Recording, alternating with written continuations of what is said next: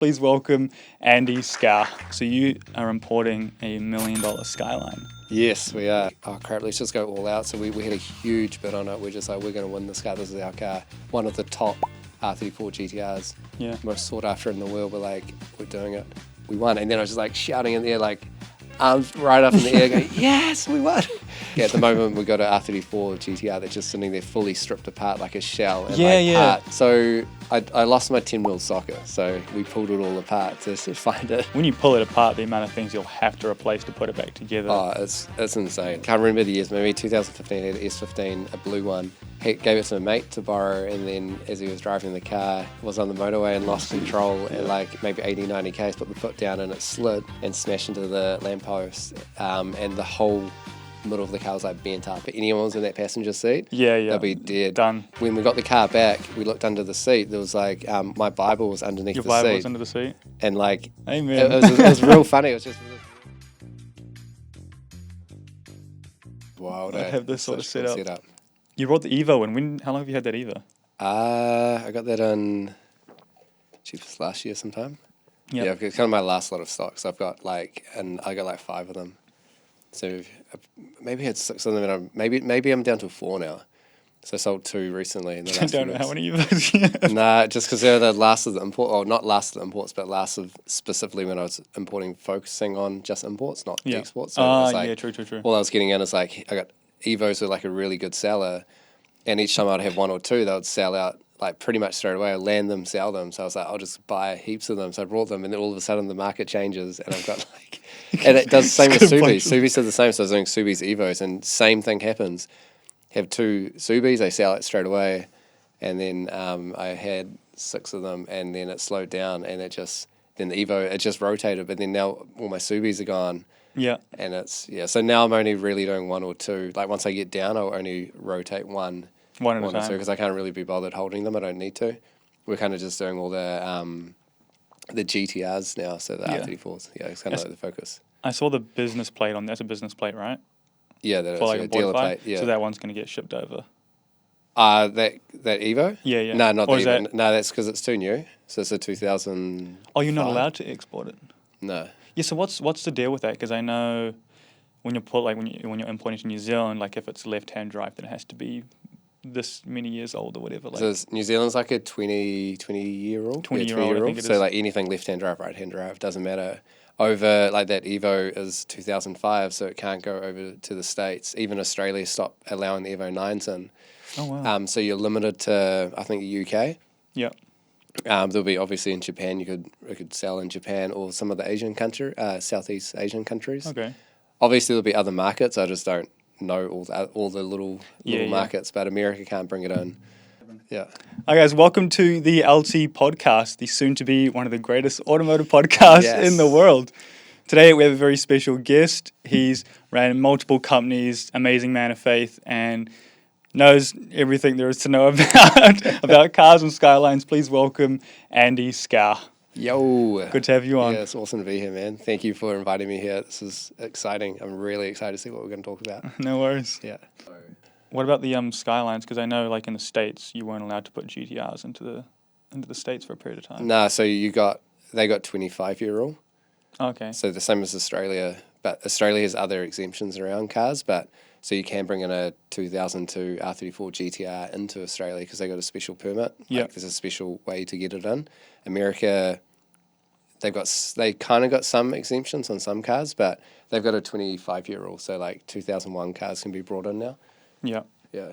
So because currently you predominantly do the GTRs and whatnot. Do you still have you have the Lambo and the Ferrari sitting in there still, right? Not the Ferrari, no. Oh, is that gone now? Yeah, that's gone. So we got the Lambo still. So what's that's the plan with eventually, it's meant to be going overseas at some point. Oh, because doesn't the dude he bought it, but then he's didn't want it yet or something? So he brought it, and then it's a funny story. So he brought the car because he was trying to find a Countach, like I think a late model. Yeah. Because that's a Diablo, right? Yes, a Diablo. Yeah. So from what I understand, they had the Countach through the 80s, and then after the Countach kind of discontinued or stopped, they brought the Diablo out, and this is the first gen Diablo. But he wanted the last gen of the Countach, which I potentially think is the late 80s. Yeah. But he couldn't find one, so he brought the Diablo. He's like, so I'm going to get it in, and he was just seeing to bring it overseas, and then he ended up finding a Countach, and then it's like his car that he wanted. He's got a whole heap of other cool cars like Ferraris and Lamborghinis around, but he had this, and he's like, I'll bring it over some point, and then but then he's like, oh, if you can sell it, sell it. So we've listed it for sale, and we're playing around with numbers and seeing what kind of interest we can get. There's always heaps of interest in the car. It's just a really heaps of people love it. It's just this niche. Yeah. Yeah, like if you're, I guess it's like the AC Cobras and like the GT40s, like they're amazing cars, but it's like the usability of them is like very small. It is like the Diablo's a real awkward car to drive. Like you sit in it and it's like small. Your view, like you got the cluster there. Yeah. And then like the windscreen of actually looking is actually real small because you sit quite low in it. So it's quite visually, it's quite hard to drive, but also just the clutch, the gearbox, and it's everything. It's pretty intense. Yeah, I remember the first time I saw a Countach in person. So low, like not just like the bottom of the car, but like the top of the car. So it's like way below my waist. Yeah, and I'm like, driving that would just be awful. Yeah, it is. Like it's a cool car. Like it's definitely a fun car to drive because it's just so classic, and it's a Lamborghini. It's like a classic, iconic Diablo. But I don't know if you'll daily drive it. It's a bit hard in traffic. Like the clutch, like being on or off. Yeah. Handbrake is like down here. You're just trying. Yeah, it's a awkward car. It's fun to drive, but you definitely wouldn't daily it. Have you driven the Murcielago, like one of those before? Because that's like my ultimate dream is a gated manual. Did I? I think I did it on the track. Yeah, I think on the track. Yeah. I think it was Hampton when they were doing like the supercar drives. Did they have a Murcielago at Hampton? I think they did. I'm pretty sure. Because there's not many of them in New Zealand. Yeah, and I'm pretty sure. Yeah, I'm pretty sure that's the one that I drove. Because those are like, but the prices on those are going up, but they're skyrocketing. They're crazy. Yeah. They're just like that classic, the Ferrari Lamborghini is like the early, like in the 90s, early 2000s, just skyrocketing. Or any manual, like they gated, like the manuals. It was the last manual they made for Lamborghini, and that's why like so that gated. I could just imagine driving a gated manual Mercy. Yeah. Would be a phenomenal feeling because they have, is it the V10 or V12? Can't remember what they run. I can't remember. They may have done both. I'm not sure, but that would have been unreal. What was the first car Importify had? I think it was the Toyota Altezza. It might have been. Or Mitsubishi Evo. Is the market still, because Aussie, or is it the States pay big money for those? They both pay a bit. But I think we actually sold our Altezza went to Ireland for the first car. Oh, wow. So it might have been that, and then we had a Evo 5, I think, a yellow one that went to America. Though I think those were the first cars, and then I think our third car was the Diablo. Oh, wow. Which was like really third car was a Lamborghini. Yeah. So the whole thing happened, like we were, over the last 5 years, I've been selling cars, importing, selling cars locally. Then I had people contact me overseas wanting cars, or wanting some of my cars, and I would send a few out. So I probably did maybe outside of Australia, because I'll get to the Australian side of things, maybe about 5 cars went to the States, but I didn't think much of it at the time. It just happened as part of these deals. And then in 2021, I think I had a contact over in Australia, and then he brought probably about 20 cars. So this whole thing of exporting cars was happening way back then, and he brought a whole heap. Yeah. And then we went through a whole heap of Integras that we're sending over there, like just base model, it was real funny. I love Integras so much. Yeah, but we did like 20 of them. It was crazy. I think I messaged you a couple times when I saw them. I was like, I need that car. Yeah, we had all those, and then sent all those over. Then I didn't really think much of it. It wasn't until 2024 that it really came out. Later in 2024, early 2025, this idea to kind of be this full nearly marketplace of having all the cars available. But anyway, it led on to, as we're promoting, we had these Altezza, the Evos, and then the Diablo sold, and then it just got all this momentum, and then the social media that's been building for the last 3 years by chance, everything's happened. It just opened up doors, I guess. Yeah. And like lots of my base audiences in America, I would say, would probably be the biggest now. Like obviously New Zealand was the biggest, but I think America, being the whole JDM kind of culture over there, is really the ones that are having the focus of wanting this kind of stuff. So they see my stuff online, and it just made the sales through there. And because I had heaps of JDM cars anyway, it just worked. And then shortly after that, we did, I think, 2 R34 GTRs to one guy. And it just kept opening up doors. And then we sold Supras and Evos, Ferraris. Yeah. I kind of lost count. I think we've done well over 130 now. 130 cars. Yeah. So this is only the very start. We got big opportunities around the world. Was last year the first year it opened, or was it a year before? So April was when we started properly. Yeah. Like probably did our first sale was around April.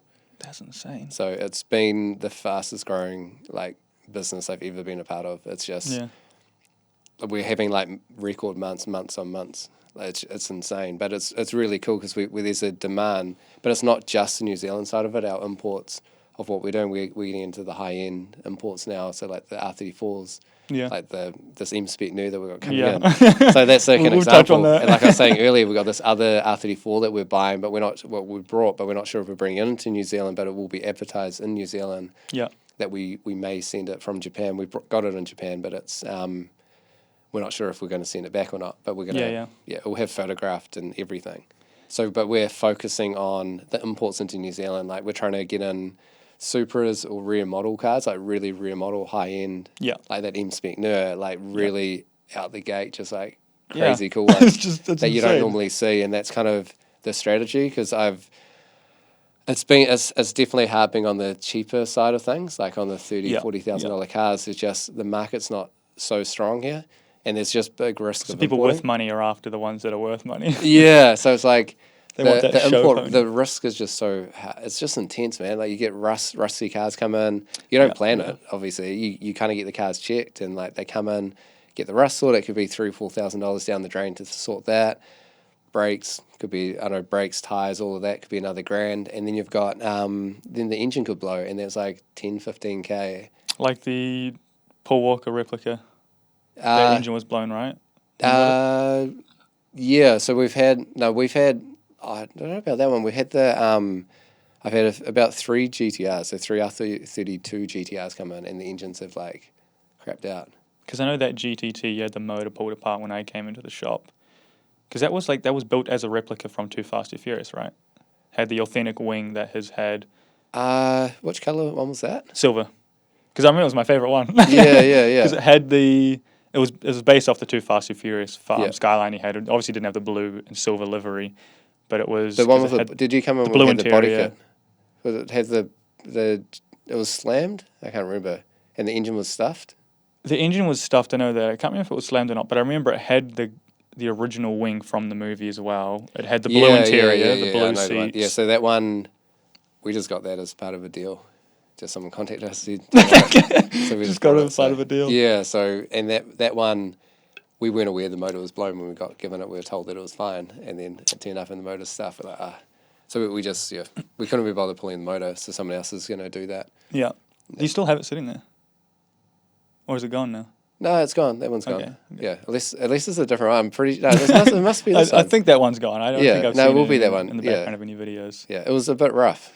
Do you ever walk out into the shop and just take it in? I'm honestly desensitized. Like honestly, the cars that we deal with now, it's like I mean, I've been dealing with the cars for years, so not just imports, but prior to that was dealing with cars and with the other business stuff. Been doing around cars, but I kind of desensitize. So you kind of see the cars. I appreciate it because it's an amazing opportunity. I never thought this would, even a year ago, would be in this position that we had our own place and all these cars here. But you kind of, it's cool. Like at the moment we got an R34 GTR that's just sitting there fully stripped apart like a shell and parts everywhere. And you're like, what are we doing? So are they videoing putting it back together or have they just left? Nah, so we're not. So I lost my 10mm socket, so we pulled it all apart to find it. Yeah, we're So we're not specifically saying it's our customer's car. It's getting pulled apart. He wants it like it's all. Yeah, but as we're pulling it apart, we have multiple ideas of what we're doing with the parts and what 3D scanning around stuff like that's kind of the thoughts and cataloging everything of a strip GTR because we're not really going to have this opportunity again. To tear it apart. Yeah, we're being very cryptic on what it is because it's like we're not, for our customers' sake, we're kind of just stripping it. We're filming this process of what we're doing. And just see what happens. We made heaps of videos from it as well. So it's just something different. People don't normally do it, and it's weird pulling it apart. Like it feels really wrong. Yeah, well, it's like it's GTR, right? Yeah, as so much as it kind of looks like we're happy or like we're filming it, like I look like I'm happy. It's like the cringe of like, what are we doing? This is crazy. I mean, there's when you pull it apart, the amount of things you'll have to replace to put it back together. Oh, it's insane. Like I can't imagine the amount of gaskets and everything that you're going to go through to put it back together, and then. Well, we got this subframe out with the engine and transmissions. So that's like one piece, so that's pretty sweet. Yeah. And I think it's going to be packaged that way as well. But we're not putting the car back. We're the car's not going back together. So that's so buzzy, just tearing a GTR apart and then being like, yep. All those parts in that box. Yeah. That box, we had big ideas of what we're going to do. Like, I can't kind of disclose all the stuff, but part of the idea is like 3D printing stuff. Like, there's some of the stuff's already available, so to 3D print everything. But it's just the idea. Like, we're like, oh, one day we'll maybe do this. We can just do it again to a car if we really want to pursue that. It's just quite a big thing because you'd have to get someone in there to. No, you have 3D print, and you'd have to have all this like systems and. However, I don't know how the files are made, but like it would be a big process, and because there's so many little parts. Yeah, and it's just we're so busy with other things, we just don't have time to focus or get someone in to do that, and then focus on that side of it. So we're like, we'll just do what the customer wants us to do, and we'll come back to focus on this maybe in the future. We'll just do it again because it's not a impossible thing because we can get hold of the GTRs. It's not. It's not hard anymore. Yeah, it's not hard. Yeah. Because you've got, do you know Mike Lake in Australia? No. Because he's 3D printing a Porsche right now. I don't know if you may have seen it online. So he took a 997, I think it is, and he's 3D printing a GT3 RS. Wow. And it looks like it just looks a shell, good. or? Yeah, so pretty much he's 3D printed the entire body kit. So like every panel has changed except for the door, I think the door's the only thing that's the same. I could be wrong. But like he's 3D printed the whole wing, and it's got the active arrow, it's got everything, and then they just fiberglass it, they just painted over it. Like it's coming out like it actually looks like a GT3 RS, and it's like it's showing you what taking time, but like it's showing you that 3D printing is becoming plausible to like do body kits and whatnot. Yeah, it's so cool. Like we would definitely love to do that kind of stuff, but it's just another. We got so many projects like. What we show, like the cars, it's one side of what we're doing, and there's just so many other areas that we're working on in the background that, we're just busy forever. I think it was one of the 32s you had when we were looking under the hood. I noticed that there were some parts that were 3D printed, or maybe it was on the bumper. Yeah, I can't remember. It was in a video. I remember seeing it going, that's 3D printed. And you're like, is it? Like, we had to look at it. I can't remember what part it was. I'd have to see if I can find it. Was that the purple? I think it was, the purple 32. Yeah, that one. Had a 3D printed part on it. Yeah, that might have done. Was it the fuse cover box or something? No, I'm trying to remember if it was in the engine bay or if it was on the front bumper. Because I remember seeing it when I walked up to it. Yeah. So it's somewhere on that front end or... Yeah, people are definitely... Like, I see it in cars turn up, like they've got stuff's getting 3D printed. It's like becoming like a normal thing. Yeah. I mean, there's a few stuff in my car that's 3D printed. Yeah. Do you think...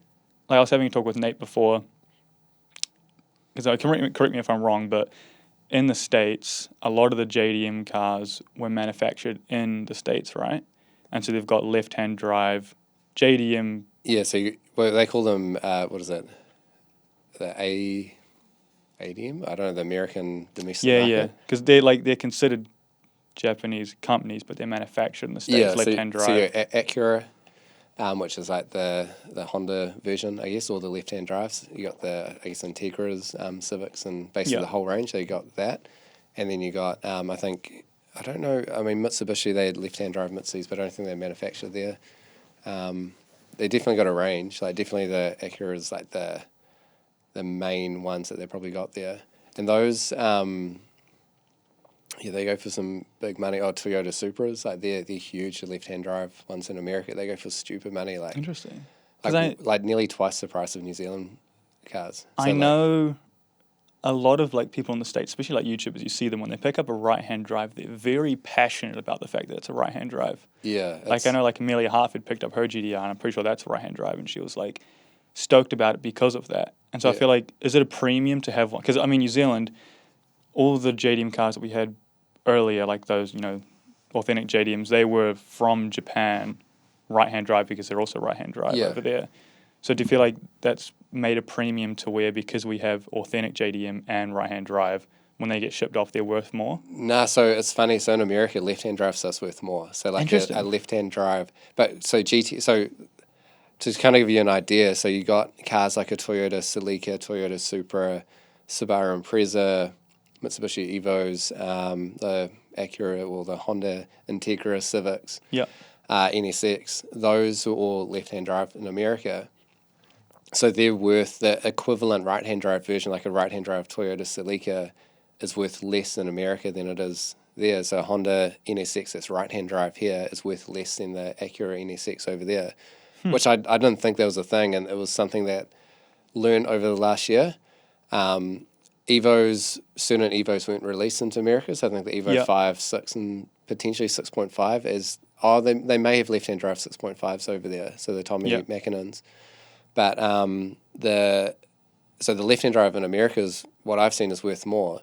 But you get cars like the GTR was never introduced as a new vehicle. It's never a left-hand drive vehicle, so they're worth heaps of money because it's just a world demand. So when they come into the country, they love them. But it's I'd imagine if they were new left-hand drives, they would be worth more over there, just being left-hand drive. Yeah, it's real weird. It's a real weird, but because those particular cars are never left-hand drives, they're just worth what they're worth, and people do love them. But an equivalent, like a right-hand drive Supra, like I was saying before, is worth less to Americans than a left-hand drive. I didn't think that was a thing because I always thought it was the opposite. That like getting a genuine Japanese JDM car in America is worth a premium, but it's not what I've seen. All the people that we've dealt with. So typically New Zealanders don't like left-hand drives. No, it's definitely sure it makes it difficult to drive. Yeah, like I wouldn't, like in New Zealand, I wouldn't have a left-hand drive like JDM car. Like it just wouldn't. I just wouldn't have that. And I think New Zealand's so connected with the Japanese side of things because our imports for years have been from Japan, and it's just obviously our driving on the left-hand side of the road, being on the right-hand, sitting in that driver's seat on that side. It feels right. Yeah, it feels right. Yeah, it feels wrong being on the other side, especially in a JDM car. So but it's interesting. Over in, I think it's Thailand, they convert the Skylines and Sephiros to left-hand drive. So there are some left-hand drive cars, like JDM cars that are like not typically left-hand drive ones. So they had Sephiros that I've seen in Skyline R33s have been converted to left-hand drive over there. There's a company in, pretty sure they're in Japan. I can't remember what they're called. But I found them on YouTube, and they convert like the GTTs into GTRs. Yeah. And they've been doing it for ages. They do a phenomenal job. Like sometimes they don't touch the motor at all. And then sometimes they will chuck the RB26 in. Yeah. But they'll take the 4 doors or they'll take the 2 doors, and they fully GDR spec these cars, and they just look so like a sword. And I'm like, that's what I want to do. That's what we're doing. We've got a container of this stuff coming in the next to do conversions. We're about sick. A month away. We got Skylines. So I need to get like the one that you picked up. Yeah. So we'll get any model, any base, and we'll put wide body like the full GTR. We've got Z-Tune body kits to go on. Full kits, like the Z-Tune's my favorite. Yeah, they're awesome. So we've got this whole plan. We've got a container load, but it's not so much. We're not going to sell the kits. It's not about selling the kits. It's about just fitting these kits and presenting the cars so we can ship them overseas differently. Yeah, I remember when I put that Skyline on the trailer and watched it drive off. I was like, I love that car so much. Yeah, that was cool. I was like, I need that. I need one. That one's ended up in, I think, going through to Germany. In Germany. Yeah. Which is weird. Yeah, because like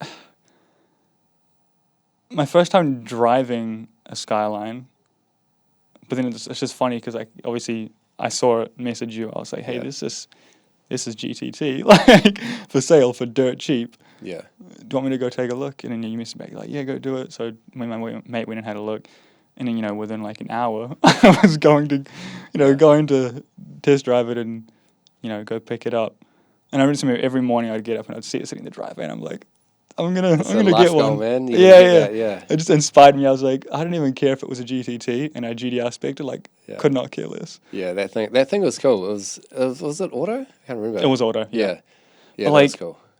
Even though it was auto,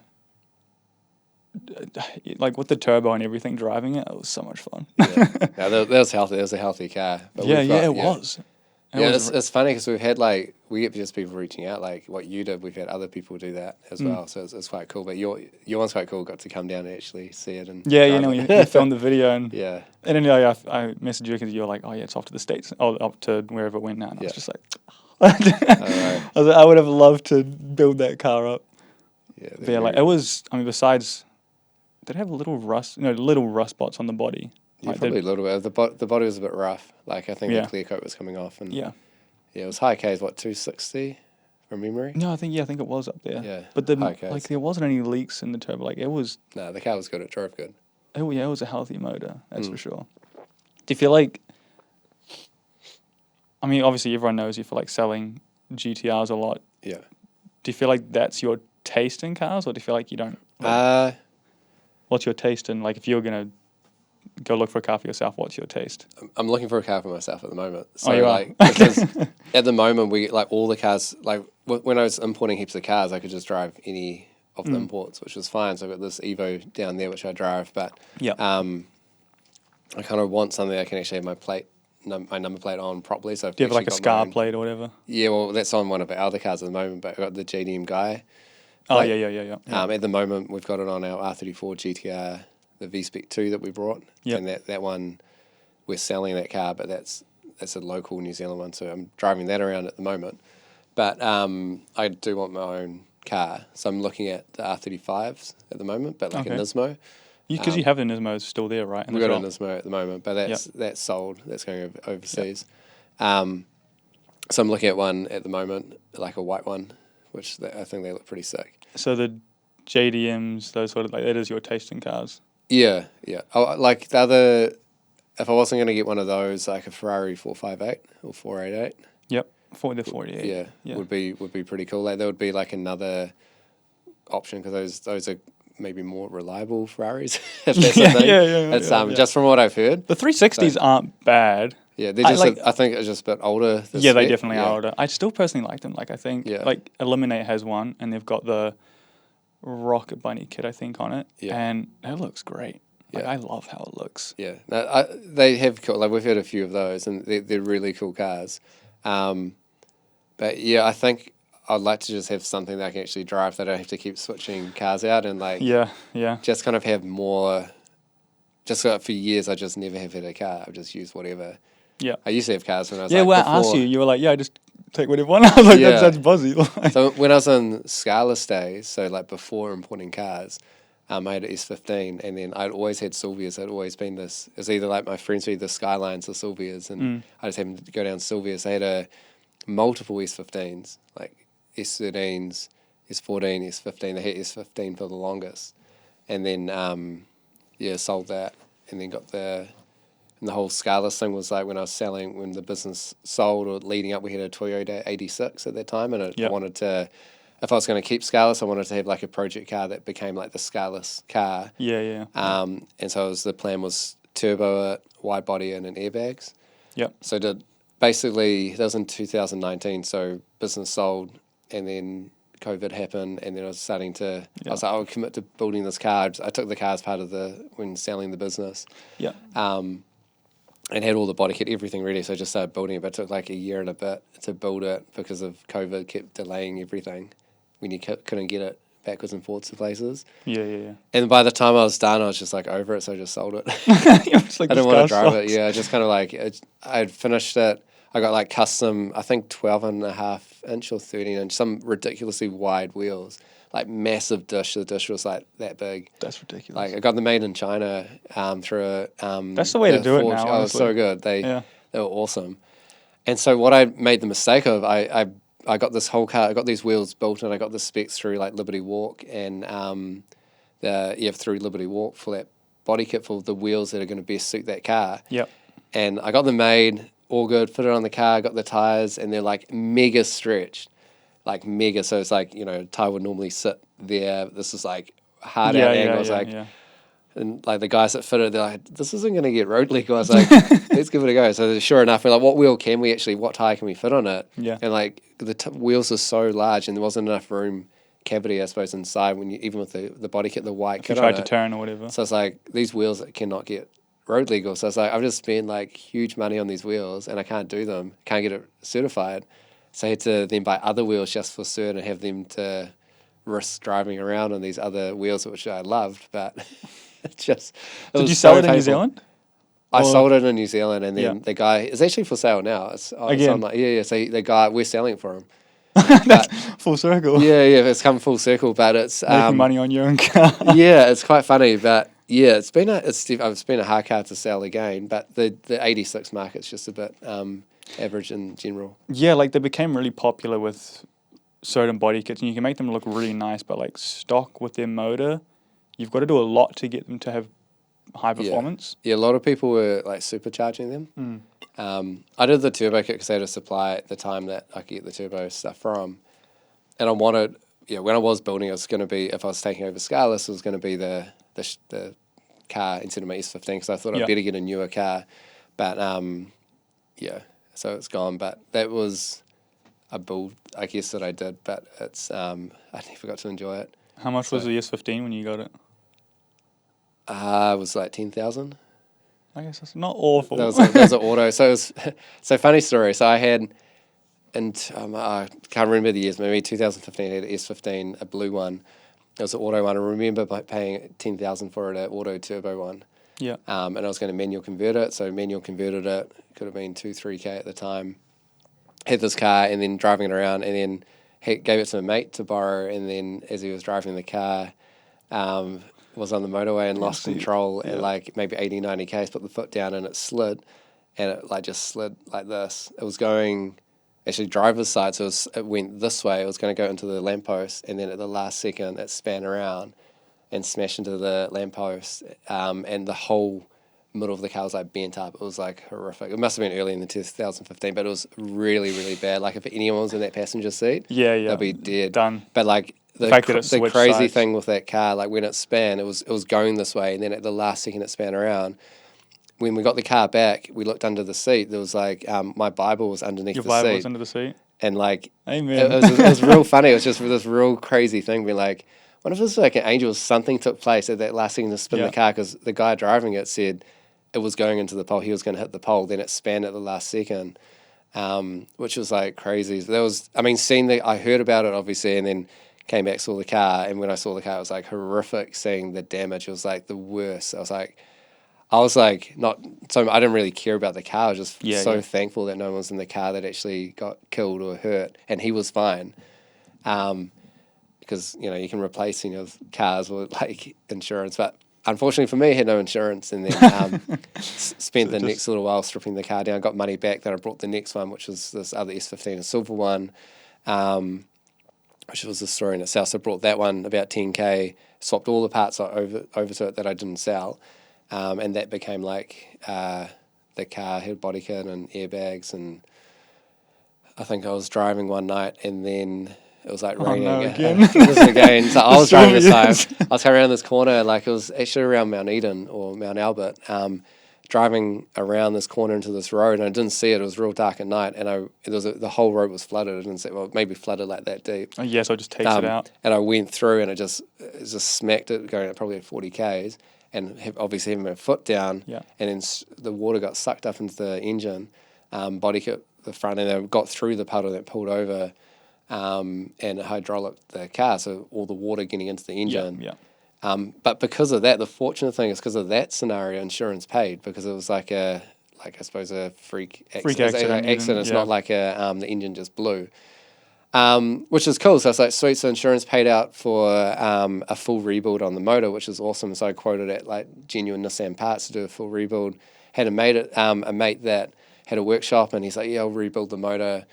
Built it into like this high performance motor. It was like the worst thing I had done. I wish I just got the stock motor, because it's like I thought it would be fun, get a built motor, and it just had nothing but problems. And it was such a pain. High power and reliability. Yeah, it just wasn't reliable. It was crappy to drive. Like boost was on late. so sold the car, and then and I think the motor blew shortly after, but not because of me. It's something the guy who brought the car did something with, and so I got no idea where that car is today. But and then so coming back, circulating back around, like that was kind of my last proper car. And the '86 was just that project. Yeah. I think that's the thing that, like, I was talking to Elliot yesterday about it. There's points where I wish I was born a little bit earlier. Oh man, the cars are cheap. Yeah, like I'm definitely in a like age where it's like, yeah, you can, if you like work a normal job or a good job and you really save, like, yeah, you can get a couple nice JDM cars. But if you like actually want to buy multiple of these cars and really build them up, you've got to just work your ass off to get there. And so, like, you know, with Liustrous and the LT podcast, like, my plan is to get it up so I can help fund me doing some builds, because I just haven't got to yet, because, you know, my family didn't grow up in the car scene. It was just me. Like, I was the only one that did it. So, you know, I started the brand without a car. It's just like, I got to just keep going and enjoy it and enjoy the blessings that I have, because I've had amazing opportunities from it. But, like, look forward to being able to actually build cars, because, you know, my mate's like, oh yeah, I bought a R34 like Bayside blue GTT, and he's like, hey, I got it for like $6,000, and I was like, dude, we were buying like 180SX R34s, like S13, 14, 15s for like 3-4K. It's so stupid. It was normal. Like we're like, I remember buying R32 factory 20-depth manual.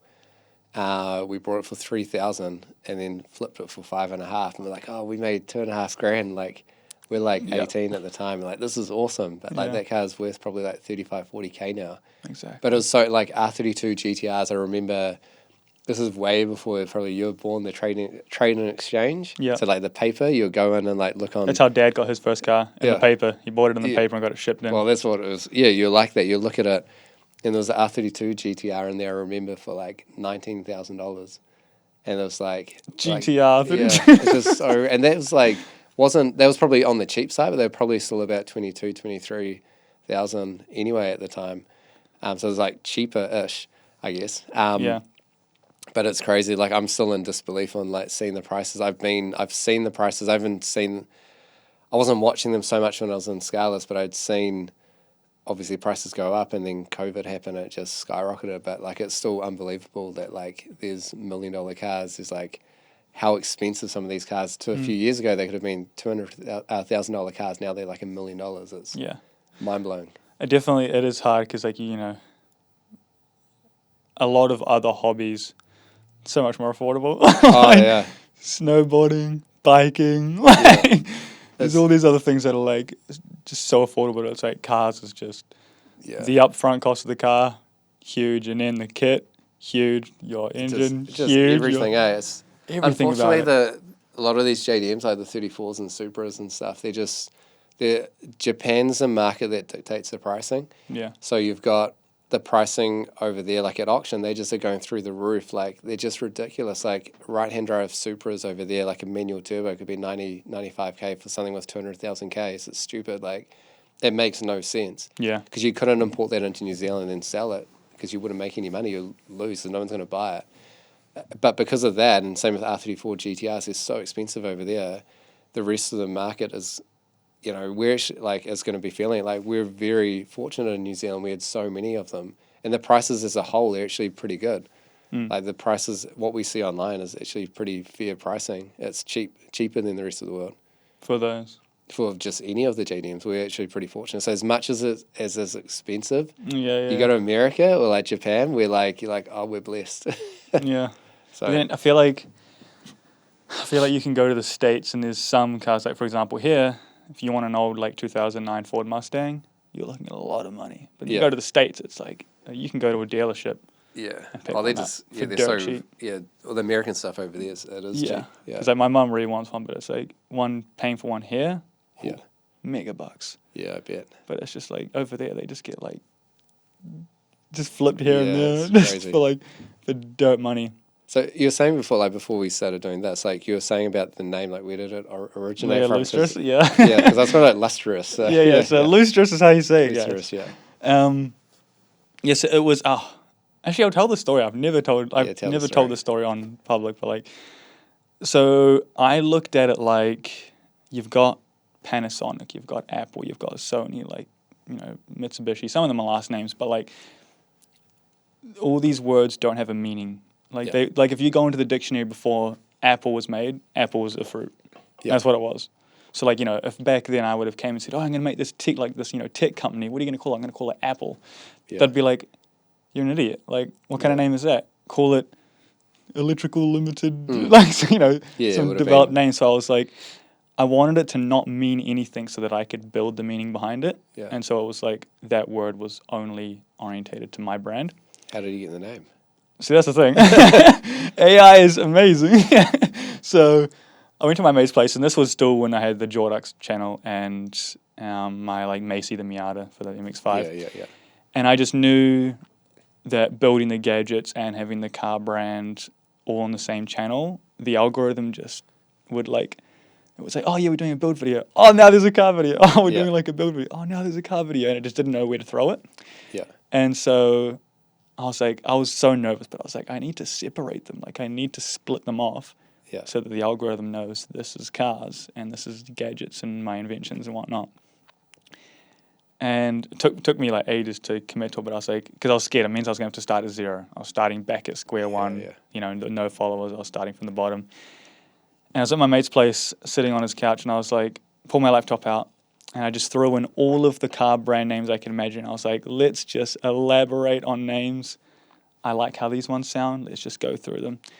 And I think I spent like an hour or 2 hours just generating names, going like, oh yeah, I like how these ones sound. Let's generate 100 more. And I'd go read through all of them. And then one came up and it said Liustrous, but I didn't want lust to be in the name. I was like, I like the look of it. It kind of sounds like you're like chasing after that exactly thing. And so I was like, I don't want that to be in there. So I was like, oh, what if I throw an I before the U?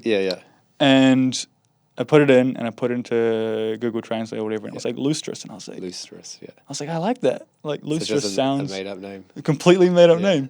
And then see, that's the funny thing, because like you said, is it negative or positive? I've had, I don't know if I've ever seen it as negative. I've never had people come negative or positive at it. It's just always sparked conversation. Like a lot of the time when someone meets me, they're like, how do you say it? Like everyone has their own way of saying it. Like for example, Dave from Drift Games, when he displayed the shoes on his video, he was like Liustrous. I was like, there's one. You kind of have like a bit of a French twang to it. Exactly. Like it's all these different versions. It's always fun to see how different people pronounce it. But then when it came to the podcast, I was like, all right, we've got to make this easy to find. Like Liustrous, I can develop that. So over time, you know, back in the day, if someone said like Porsche, some people call it Porsche, you know, Adidas, you've got all these different ways that people say different names, and everyone argues over what way you say it.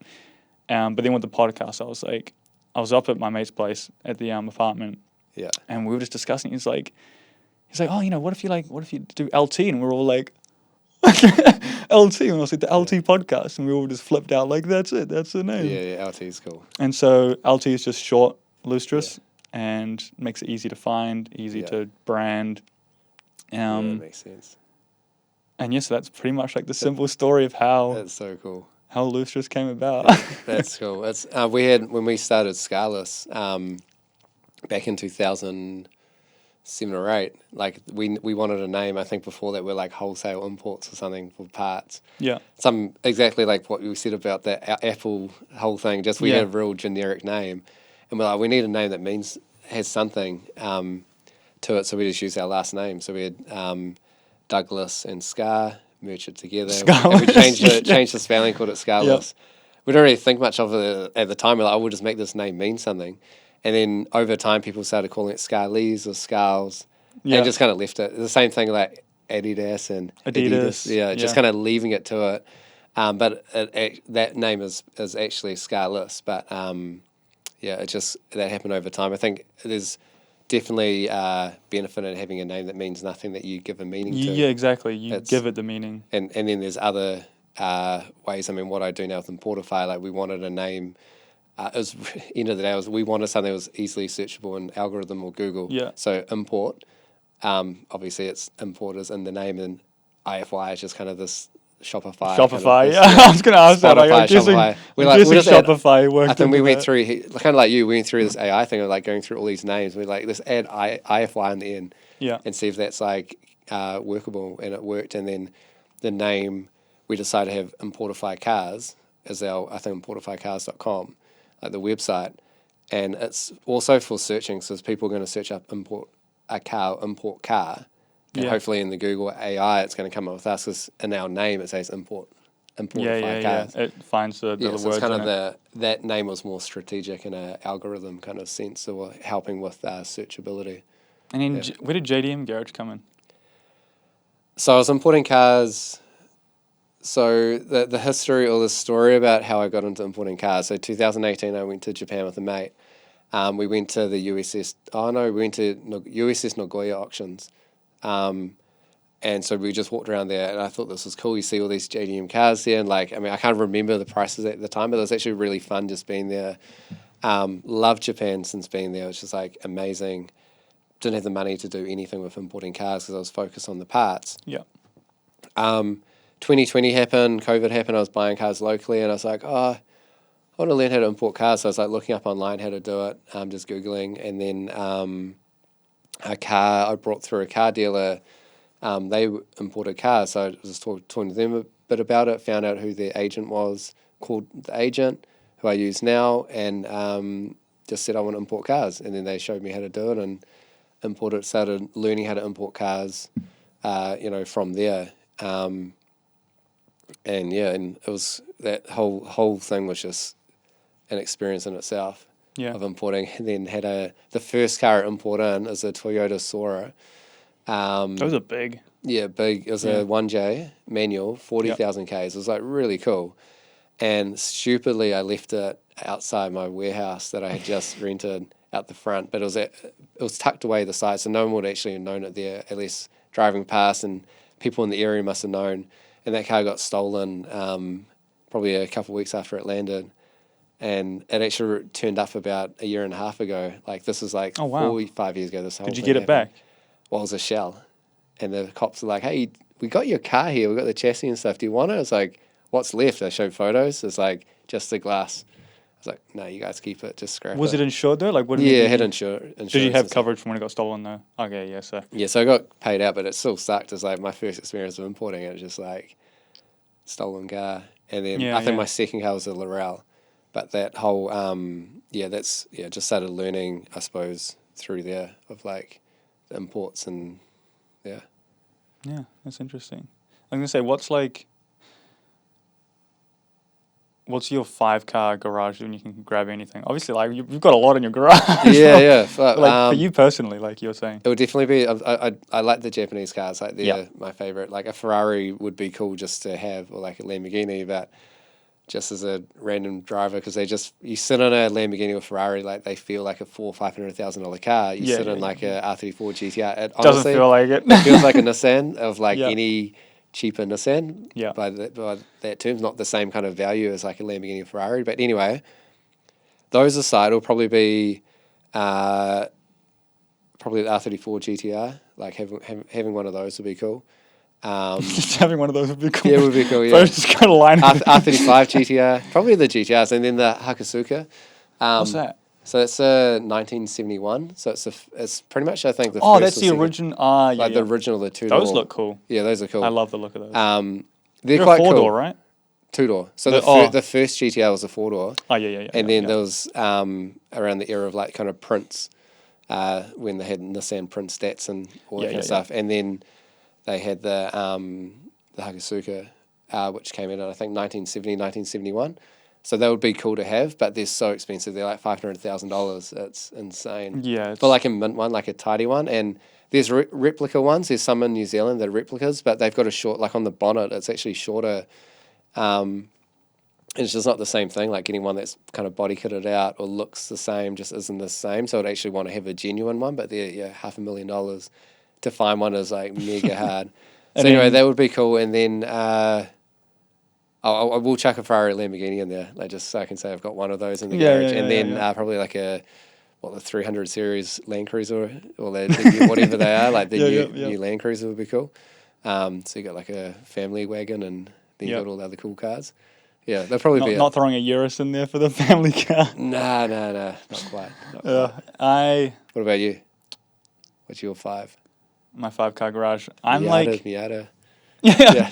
I mean, the Miata, I'll always keep it, but it wouldn't be like, it's not my goal 5-car garage, but I'll always have the Miata, that's for sure. I've got a bit of a broad taste in cars. Like, I love JDM, but I also have some out there taste. Yeah. So, R34 GTR, we're putting that in there. Yeah, I think everyone's going to have one of those. Yeah, exactly. That's just, and even if it's a GTT, GTR spec, honestly, I couldn't care less. I just I love the look of them. So throw that in there, the GT40, the original Le Mans one, the original ones. Damn. Those, like, if you black them out and slam them, they are stunning cars. Yeah. Like, I see one online pop up every now and then just getting, like, pulled out of a trailer, and I'm like, the arrows, how low it is, I'm just like, that's phenomenal. Pretty out the gate one is a 77 Ford F-150. New trucks, can't stand them. Like, the seats are awful, not comfortable, and, like, they're awful to drive in. Sure, like, they can look nice, but I just don't like them. So, like, going back to that 1977 Ford F-150, that's what I want to build one of those up. That would be, like, I was going to say family car, but that's an awful family car. Your family has, like, a built or old Ford F-150. Sounds horrible for, like, kids bouncing around. And it's a, what are the seats called again? Bench seat. Bench seat, Nowhere to strap a baby chair in. No, not quite, no. So that, and then I would throw in the gated manual Murcielago. Yeah, of course. That's, I just need that car. Yeah. And what would the last one be? We talked about it yesterday. I can't remember what I threw in for the last one. Because I like the Silvias and whatnot, but I can't say I would buy one. Yeah. Like, I like the look of them. They don't pique my interest on those cars. Maybe throw something else in there, like an old Corvette. Yeah. I mean, I like everything that's older. Yeah. Like the real old school. Yeah, fair enough. Like, you pull out, like, a new SUV, and I'm like, no interest. Yeah. And you pull out a really old one, and I'm like, oh. Yeah. They got character. The old stuff has character. Yeah, like I was saying to Elliot yesterday, I find that the manufacturers back then, you can see that there was character design. You can see that there was proper artistry in it. Yeah. Whereas now it's like, you jump into like a Lambo or whatever, and there's just plastic panels everywhere that are like clipped in. Yeah. And it's like, all right, it's all aesthetic without usage. Whereas, like, you jump into an old truck, or you jump into an old like JDM car or muscle car, and you've got like knobs and switches and gauges everywhere. Everything's designed to function in some way or another. Yeah. And I think that's what makes it special. Like, you get into that, and it's feels like you're on a piece of history. Yeah. Oh, VW Combi. Oh yeah, that'll be fun. Yeah. Split window, red and white, or like a blue and white. So you got like the bed and the exactly. Have a little mini kitchenette. Yeah, literally. Yeah. There was one. I would want it to be able to fold out into seats so that I can like go to the mates and be like, "Yo, boys, get in! We're going to the beach." That'd be so cool. And surfboards on top with the they put like the roof rack type thing on it, the wood and steel. Yeah. But there was one in Napier, and I really wanted to get it. It was been sitting in this garage by my mate's place for like years and years. Fully finished one. I built one. No. So this one definitely had some rust, needed some work, but it was undercover. Like, it was in a garage, dry, so that the rust hadn't worsened, which is good.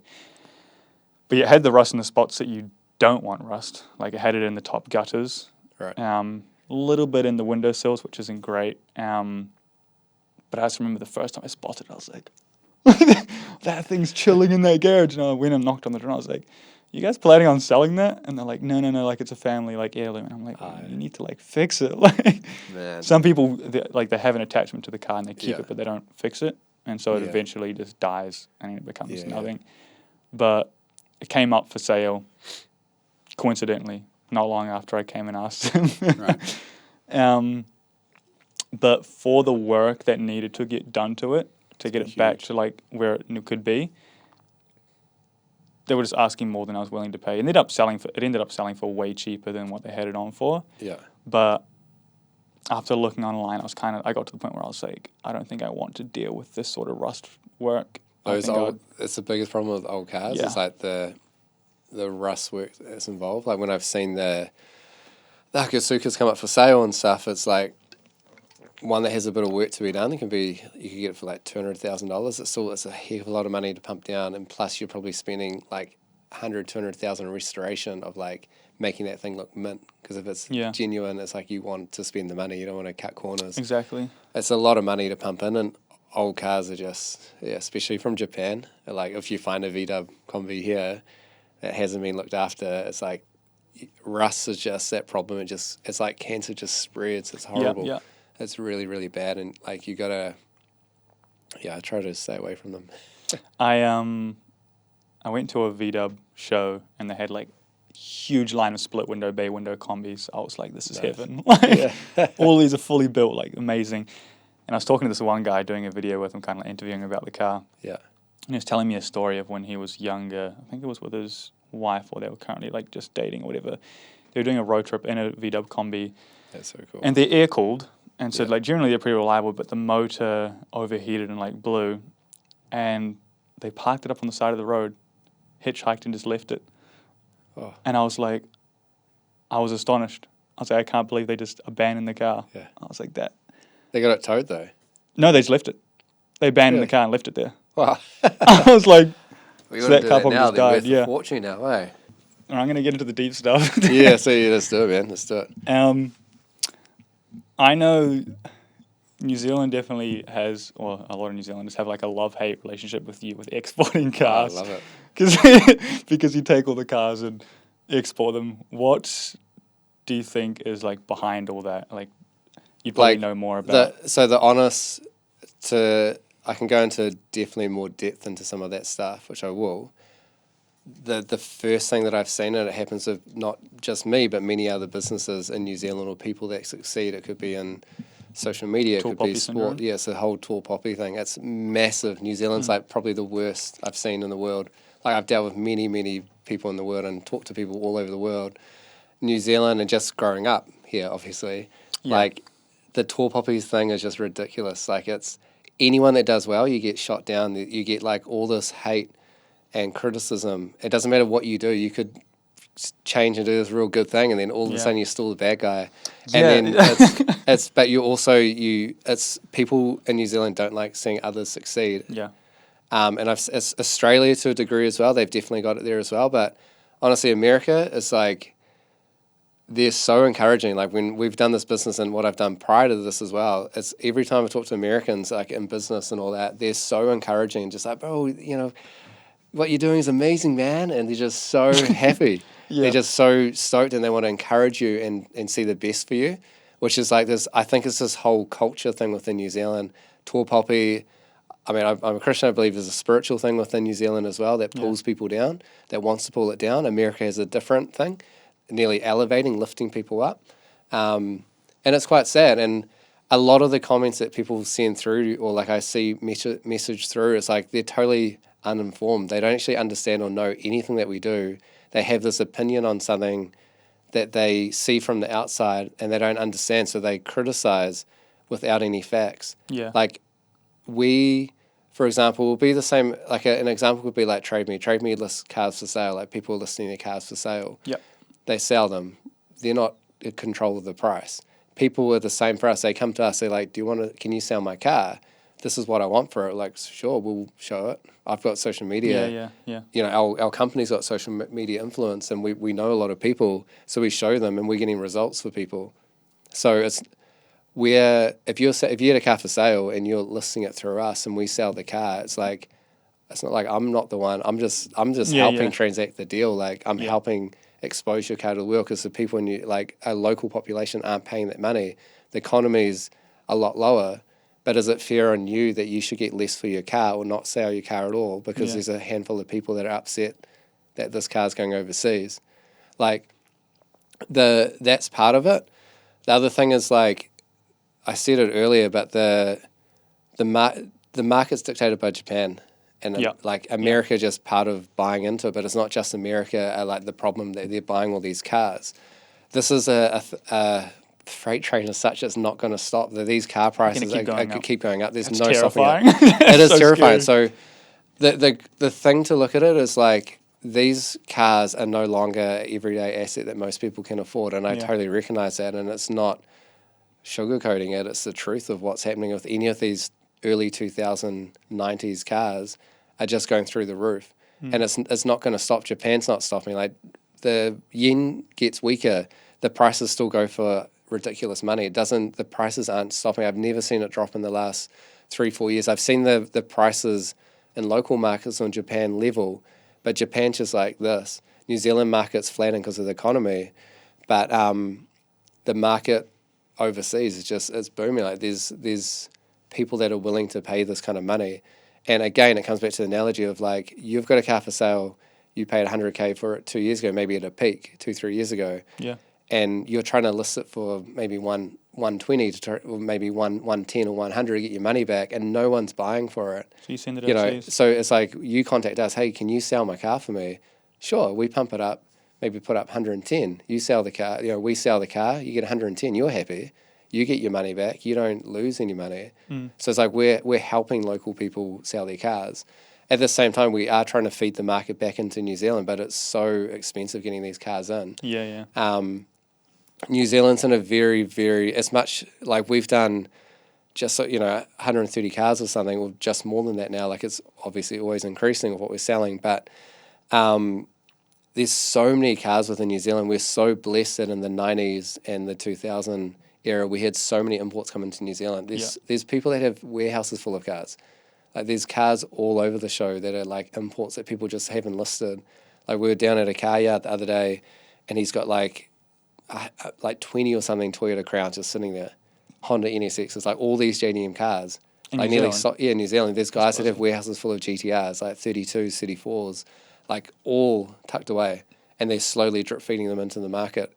It's like, New Zealand's kind of like Japan. It'll be the same kind of thing. Like, we've got one of the largest stockpiles of these JDM cars, and we're definitely at one point in the world, compared outside of Japan. Like, New Zealand, we're the largest importer of cars, because Australia had their own Ford and Holden getting made. America weren't able to import them. Would have been some Southeast Asian countries that are importing these cars, but I think New Zealand was the top, and we still are quite a large importer of cars in general.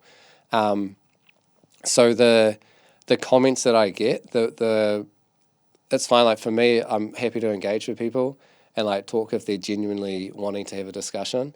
But a lot of people just chuck these statements out there and like these accusations or out of emotion. And it's this emotion thing. But if people will come down and just sit and talk, like even like this, I sit down and talk and just be like, understand what we're doing when like it's not so black and white of what you think you think's going on. At the end of the day, I'm running a business, and we're helping people. We're a solution-based business, so we're helping people other side of the world, and also New Zealanders sell their cars. But we're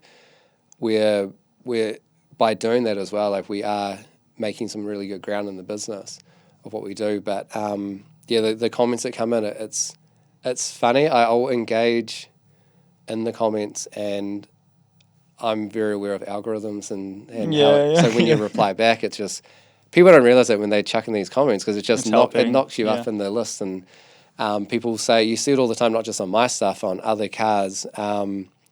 People, that car's overpriced, they're smoking something. And what people don't understand is, like, when you do that on Facebook, it's just Facebook recognizes it as like, this is an engagement this is interaction. post. So they pump it up. So it helps whoever's selling the car.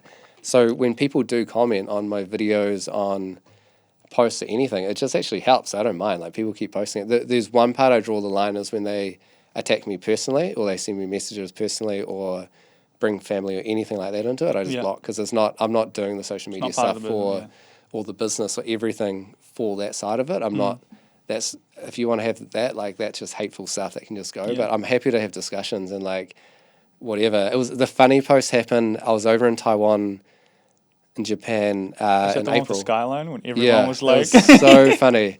I couldn't believe that. So what had happened? There was this silver R34.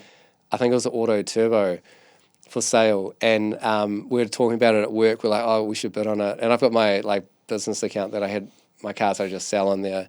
So I put a bid on it, and the number I was going to go up to, like, still wasn't even sure what I was going to pay. I wasn't going to pay that much, because I'm like, I'm a car dealer at the end of the day. I still got to make a margin, so I'm not going to pay retail or whatever. But I was interested to see what was happening. It was an auto turbo, so I had no idea what it might get up to, maybe 40, 45K. In my mind, I was like, oh, maybe I'll go 35, maybe, 35K, maybe, about that. Then I think later on, I was like, oh, maybe I'll go 40. So I was going through my head, but anyway, the bidding started was maybe 10K. People were bidding. So I chucked the auto bid on, and so people kept putting these bids on, so it kept showing me at the top. Yeah. And then I started seeing comments come in of being like, there's no point bidding on this car anymore because Andy's bidding on it. And I was like, that's so funny that I'm getting brought up.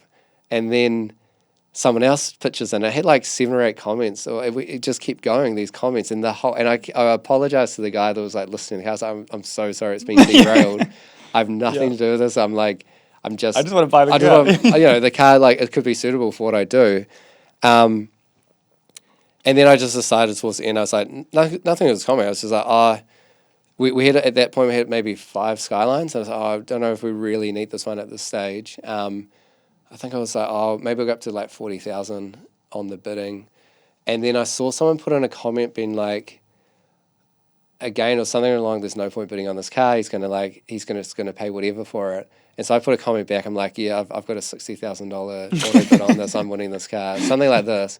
Basically trolling, just a rage. And then the guy messages back and rage maxing. Yeah, and then he just it was real funny, this banter. Yeah. So I get messages through Instagram about it as well, and it was really, really funny.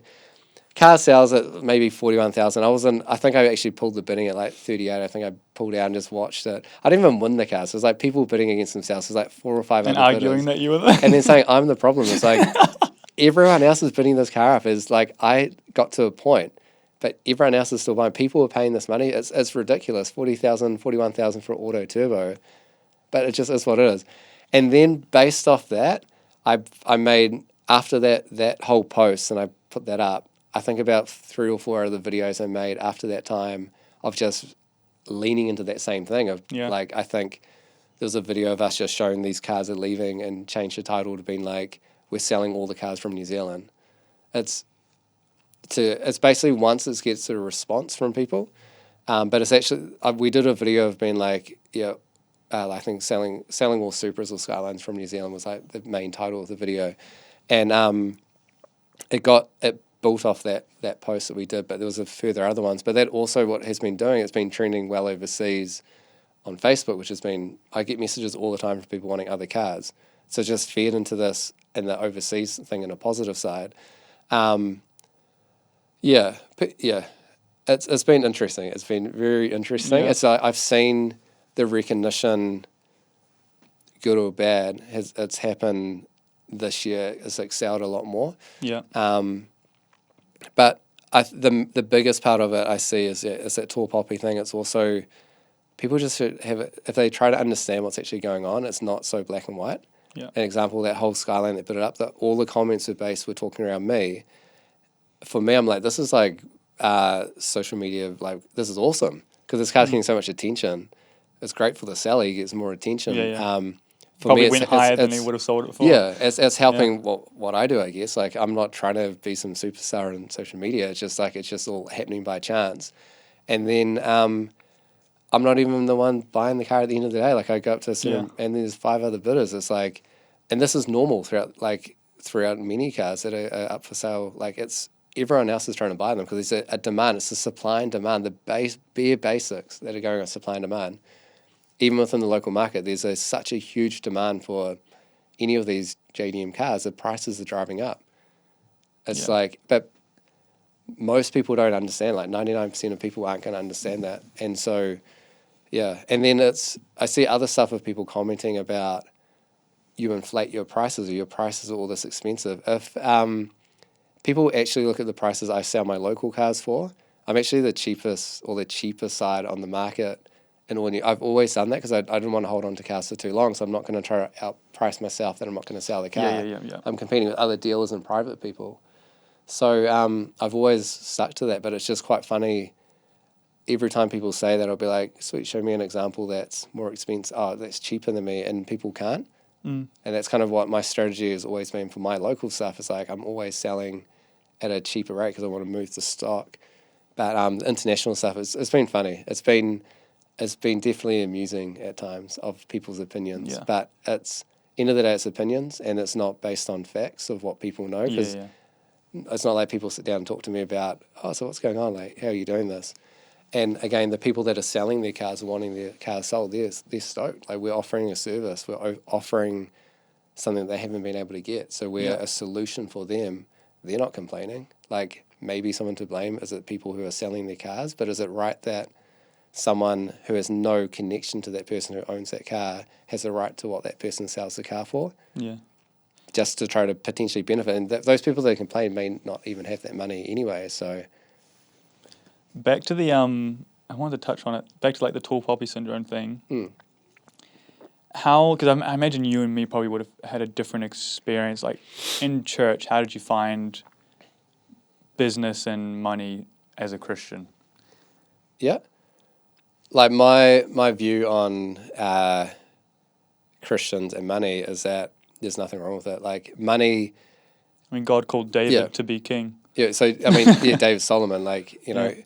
But I think the thing is where anything is wrong. So cars, doing podcasts, doing media, sporting, when it becomes an idol in your life. When a car becomes...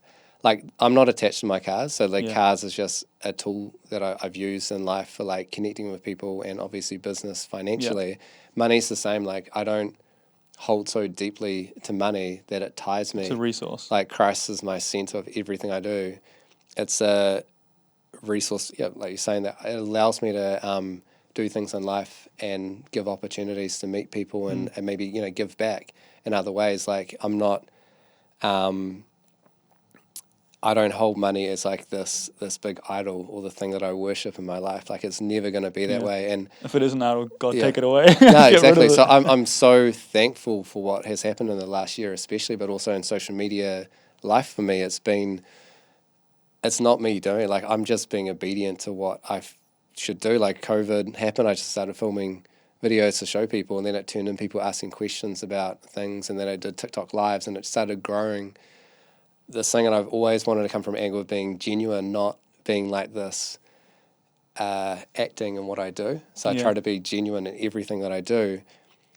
And as doors have opened up, I've reflected on what it means. Like, I want to keep making sure that I reflect Jesus in everything I do, because that's how I became a Christian, as a mate who represented Jesus to me that I knew nothing about at 18, reflected, and that's what my example is. I want to reflect Christ in everything I do. And when you actually get to know me, besides social media, you're only going to see one side of what I'm doing in front of these cars, and all this, and it looks like there's all this money going around and all that. It's if you sit down and talk to me like you are now, or like anyone sits down, you're going to know my heart of what I'm about. I want to see, cars are cool. Like, there's wheels, shoes, all of this, they're cool. But you can't have that rule your life. Exactly.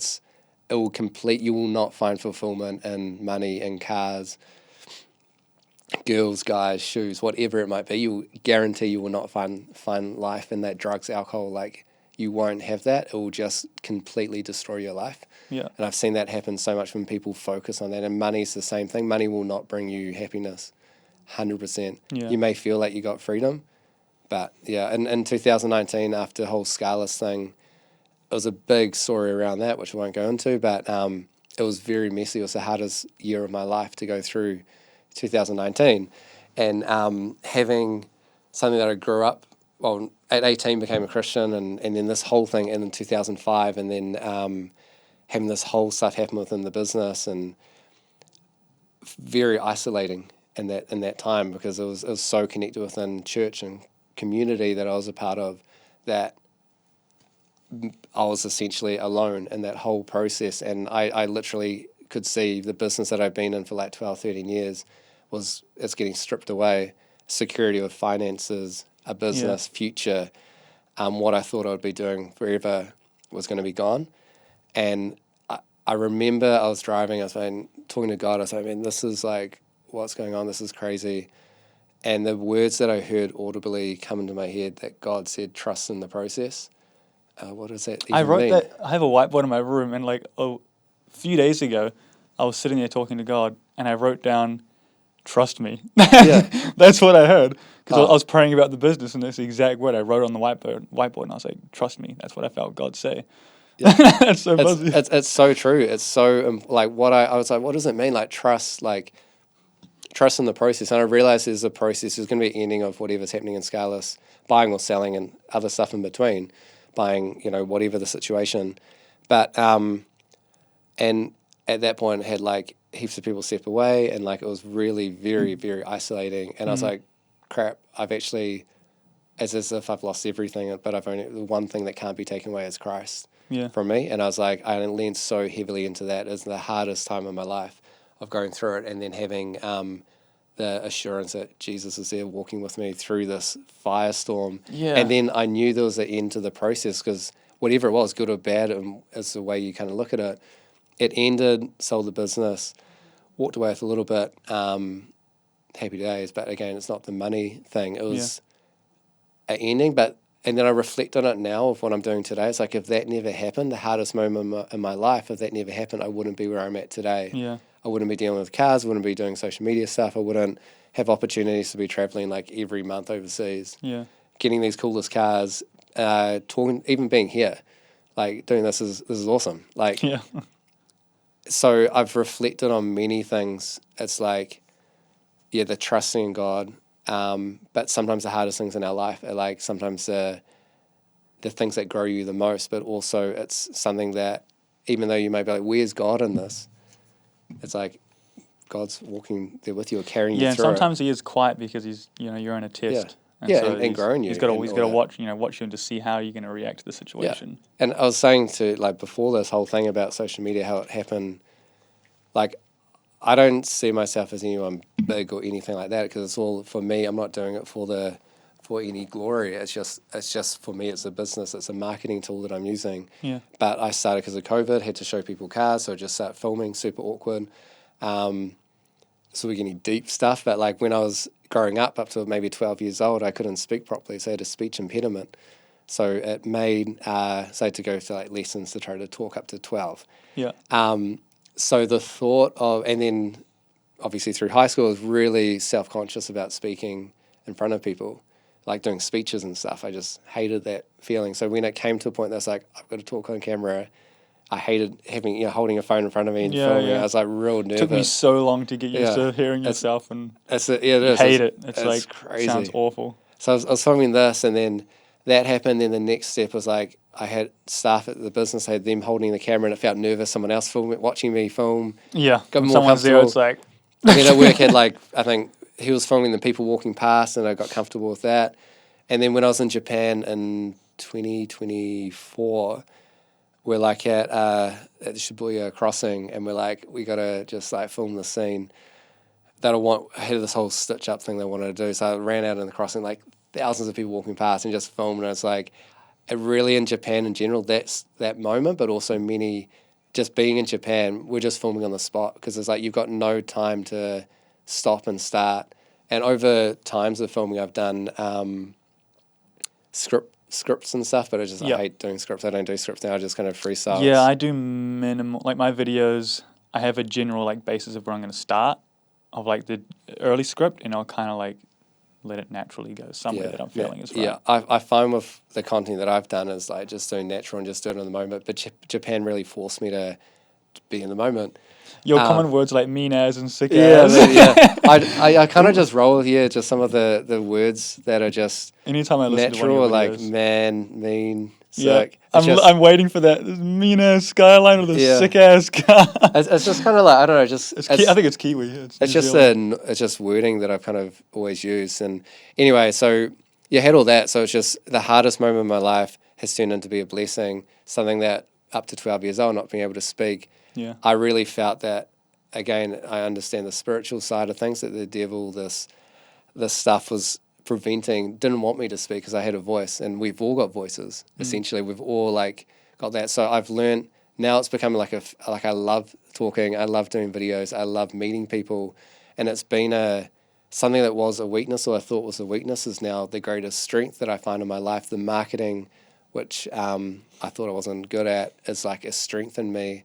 What I do on videos is like, I love it. It's a strength in me now. And just like 2019, the hardest moment, it's like, it's been a positive thing. So what I've learned from it, I love, encouraging, what you do as well, and like what anyone else is doing that happens to watch this is the hardest moments in your life is sometimes it's like this test that God's, whether you believe in God or not, it's like you can actually become a better person, and there's actually something you can, being at rock bottom or being in those hard moments, can actually pull you up to being your greatest strength in your life. So if you hate public speaking, maybe it's because God wants you to actually be a speaker. Maybe you don't want to, you hate running. Maybe it's because you're meant to be a runner. You're meant to be a sports person. You never know, but I've just seen from my experience in history, it's just, that's what's been true. And then definitely above all of it is like centering my life with Christ. Yeah. And it's been a cool journey. Yeah, I'm definitely like, I mean, Jesus has always been, definitely in my life, grew up in a Christian family, have an amazing family, but it definitely, at that point I was living in the norms of like, this is what my family does. And so it was a routine. And it wasn't until I left home, came to Auckland about 5 years ago, that it was like, you had to figure out like, do I actually believe this? Is this what I believe in? I never stopped going to church, but I definitely fell short. Went into the world drinking, clubbing, everything. But it wasn't probably till like 3 years ago that I genuinely was like, I got into a really low point. I was like doing like therapy, and I was just like, I was crying every night. Like I was not coping.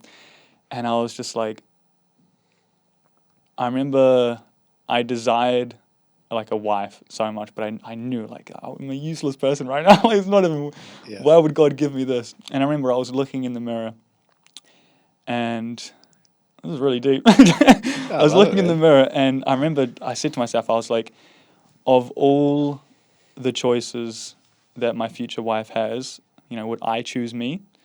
That's what I asked myself. Yeah.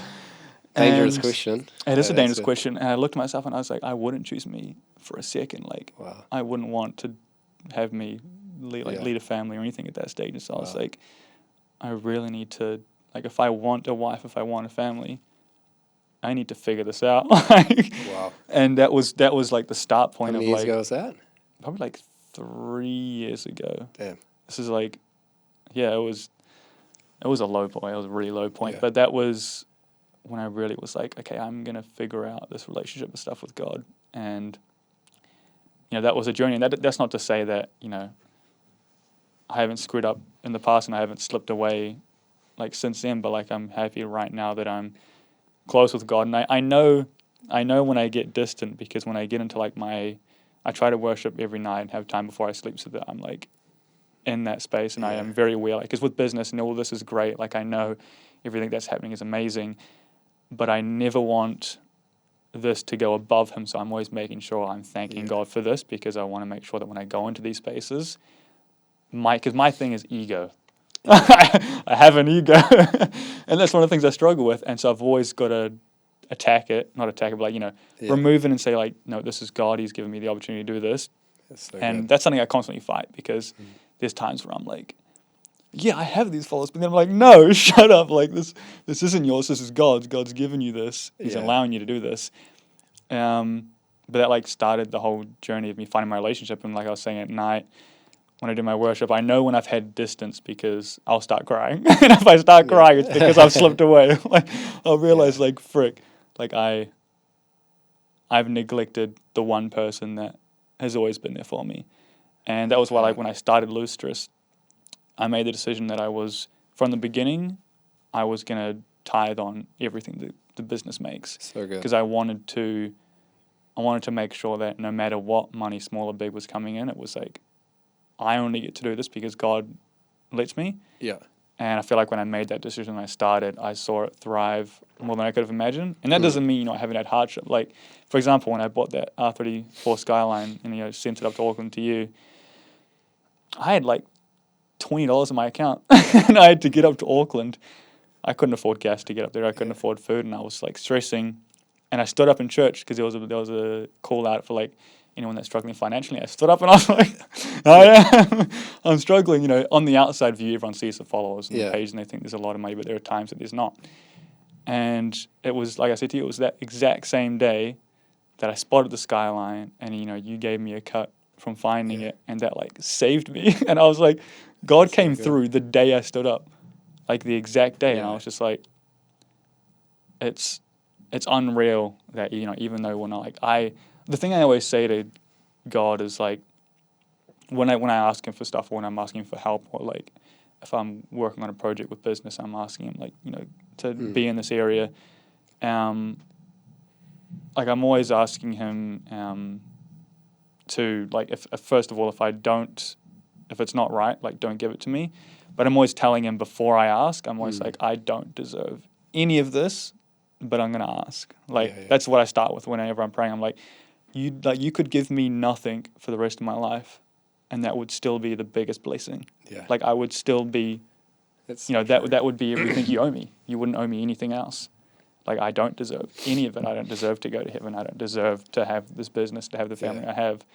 So I always start with that to let him know, like, I know I don't deserve any of this. I know I'm a sinner. I know that I screw up, but I'm gonna ask. This is where my desire is. Yeah. And it's only just recently that I've started journaling at the end of the day and like forcing myself to write down my day, have my worship time, and when I get up, I'm reading, and I'm just making sure that I'm finishing the day and starting the day with God, because I know that when I neglect those bits, everything starts to slowly fall out. And so forcing myself to do that is keeping me in track and be like, no, God's at the center. Yeah. You know, like, I'm still hoping for a wife. That's still the end goal that I want. Yeah. But, you know, I've never had a relationship that I don't know I shouldn't have. And I know that God didn't give me it because he's like, nah, I want you to do all this first. And that doesn't mean I don't argue with God. There's times where I'm like, come on, man. It's a relationship, eh? But I know that God leads that, and I've always got to like tell him, like, I trust you. Like, if all the doors you close, even though I don't like them, I trust you. And how do you look at yourself in the mirror now? I think I'm proud of where I've come. Doesn't like I said, I still deal with ego, and I've still got I've got to maintain killing the flesh and following God. But I definitely look at myself in the mirror and I go, as a person, I'm still growing. I mean, the truth is, I'm never going to be worthy of having one of God's daughters as a human, because I don't think anyone deserves to be trusted with God's daughters. But in time, you know, I think I've worked enough that if God did give me one, he would be the center of it, and that would mean that I can lead it. That's awesome. Because I would need him. In my own strength, I would be useless. I'd be a horrible dad. I'd be a horrible husband. But yeah, like now I look in the mirror and I definitely see the hardship developed me into a person that I appreciate more, and I know that I try my best to care for others and do what I can, but I know that whether I deserve it or not right now, God knows the timing for everything, and it's up to him. That's awesome, man. So cool. That's nice. So there you go. That's clips right there. Yeah, that's cool, man. You were going to mention about your story. Yeah, sweet. So, let's get comfortable. Yeah. So I grew up not in a Christian family at all, and throughout high school, I probably got into drinking maybe 13, 14, and then doing weed probably early, like 12, like intermediate, 12, 13. And then fortunately, I just decided to stop when I was 15, like do weed. I just didn't do it. Never really smoked at all. Like might have done the odd just smoke at like a party, but basically never done following that. The environment. Never did that, but drinking was like a big thing, and partying and all that kind of stuff that kind of comes with that. Lots of girlfriends, whatever. Player. Yeah. I was just kind of high school stuff, and then it was, and when I was year 13, it was Form 7. They called it back then. So before they changed all the... year 13. Old timer. Old timer, yeah, man. So I was year 13, I was helping some stuff on the like website, school website, but it was like a project, so I wasn't actually doing the website. It was to do with the sports, the soccer, football team. And I was playing football myself, but on the Friday night before, on the Saturday I was meant to be down at the Avondale College to go watch the football game and take some photos to add to the site as part of my project. The night before we went to a party, just drunk heaps, and by the time I woke up on Saturday it was like real late. Game had already kind of like kicked off or whatever. Yeah. I remember this, and at this point I had no interest in God. I think me and my mates had discussed that maybe Jesus was this person, but Yeah. I didn't go into it in depth, and any further than that. And at this point, I get a phone call from my mate. This could have been at like, let's say 12 o'clock. He's like, and I get a text. And it says, pray for Nath. He's had a cardiac arrest and he's been rushed to hospital.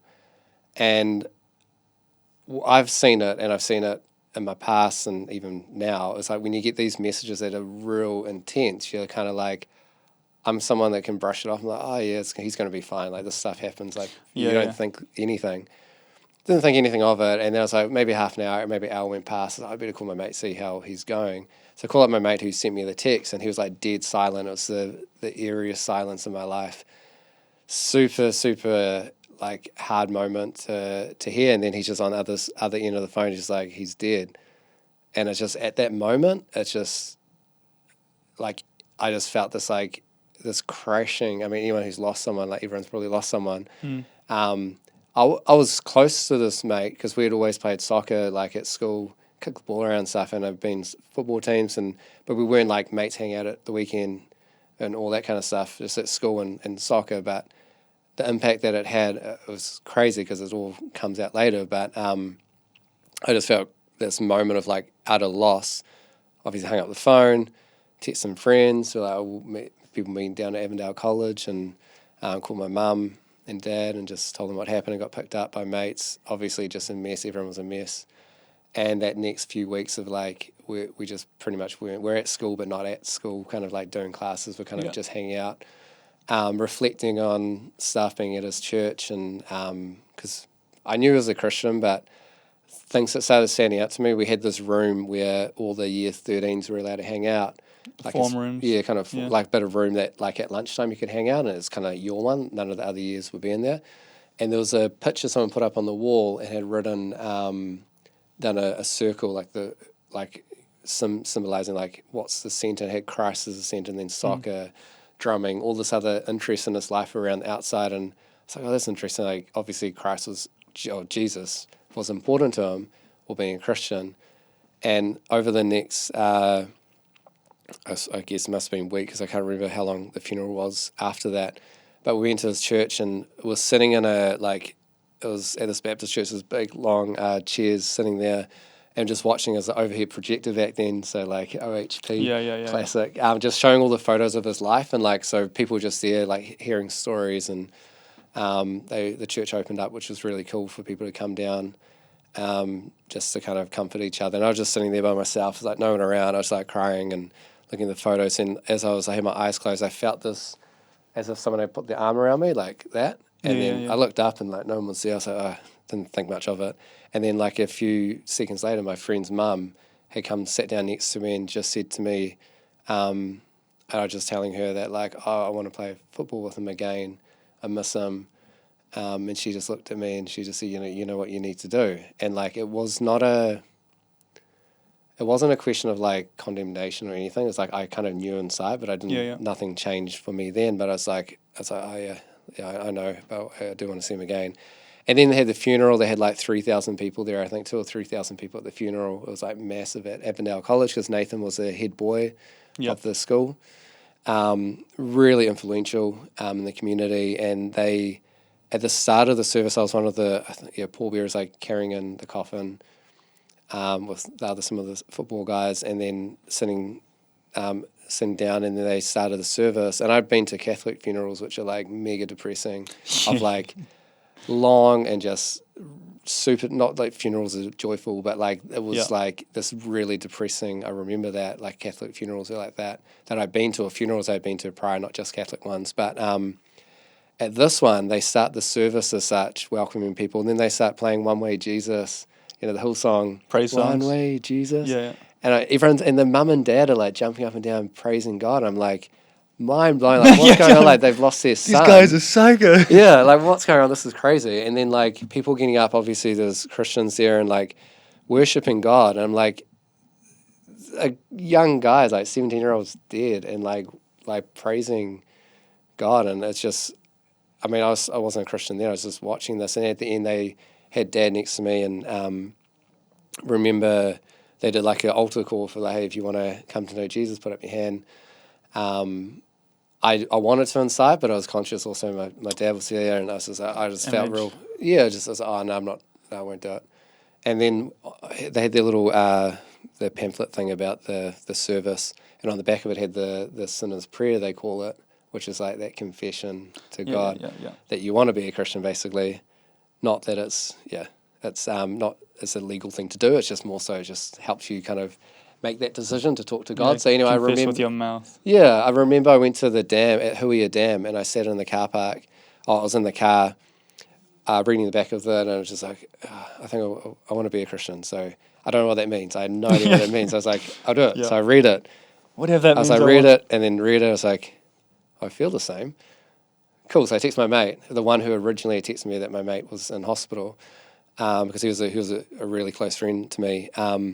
Text me, hey, I said this in his prayer, I guess I'm a Christian. And then I get all these other texts coming through in the next like 20 minutes. Wow, no, that's awesome, that's so cool. Angels are like having a party in heaven for you and stuff. And I go to my mate's house, I get given a Bible, and this is a big deal made out. And then I had a group of Christian mates who were at a church and slotted into that church, and kind of the journey kind of started from there. But during this whole time, the real interesting thing is I had this dream, which is real significant.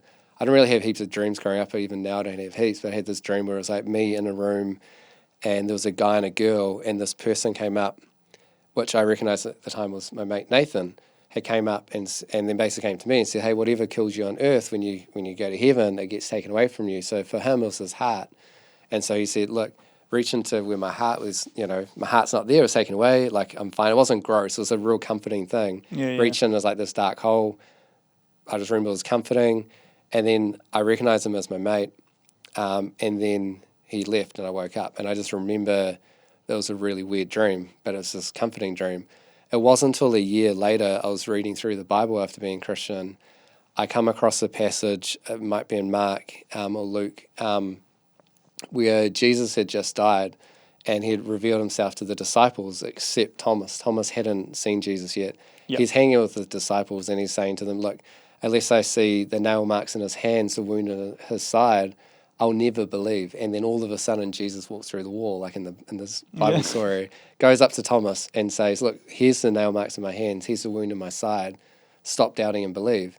And I read that and I was like, all these lights went off in my head. I was like, oh my gosh, that's exactly felt like what happened in my dream. I've never read the Bible before, and this scenario that took place of this person coming to Thomas, or Jesus coming to Thomas, felt like the same for me. I was like, this is buzzy. I was like buzzing out on it. Then I had this dream again.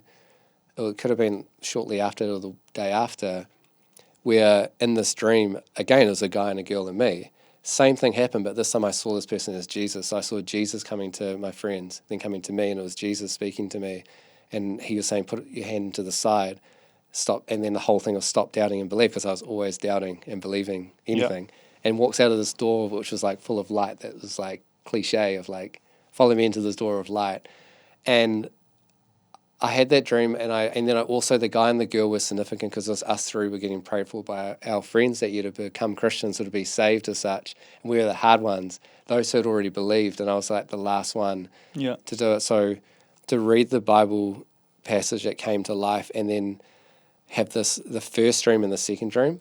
And the thing that I made a connection with, the first dream I had was never actually my friend Nathan in the dream, as much as I thought it was. When I reflect on it and having the second dream, I never knew who Jesus was in my first, before I became a Christian or whenever I had this first dream. But I had seen Christ inside of him. So he was living out Jesus. He never talked to me about Jesus. So I knew he was a Christian, but he never talked to me about him. So in this first dream, it was never Nathan in there, but it was a reflection of Christ. And the only way I could recognize who Christ was through someone else, which was through Nathan. So it was actually Jesus the whole time. So the second dream was not that it was a different person, it was actually Jesus the whole time, which was buzzy. So I had, and that just really came solidified. in a way that you would understand. Yeah, and that really solidified. And then my life changed from like, I decided not to drink for a while, and like my lifestyle fully changed, and like I was just chasing after God and just seeing buzzy miracles. It's crazy the different ways it all happens. It is. And like my story is like, can be, you've grown up in the church, or and you have a different experience to what I have, but you can reach people that are grown up in church as well, maybe fallen away. I've had an experience where I've kind of had my whole high school life of like not knowing Christ, and as much as I wish I did, because it would have been easier in some aspects. I'm actually thankful I've got a story that I can help share to other people, that other young people. So I've always been really passionate about the younger generation and like young adults, high school people, because I know now, having Christ in my life, I know what your life can be like when you've actually got Jesus walking with you. You don't have to figure it all out. I didn't figure it all out, and I'm things still that I learning. don't understand at all, but it's like I know God's got his hand on it, so it's like whatever happens, he's paving the way as long as I follow.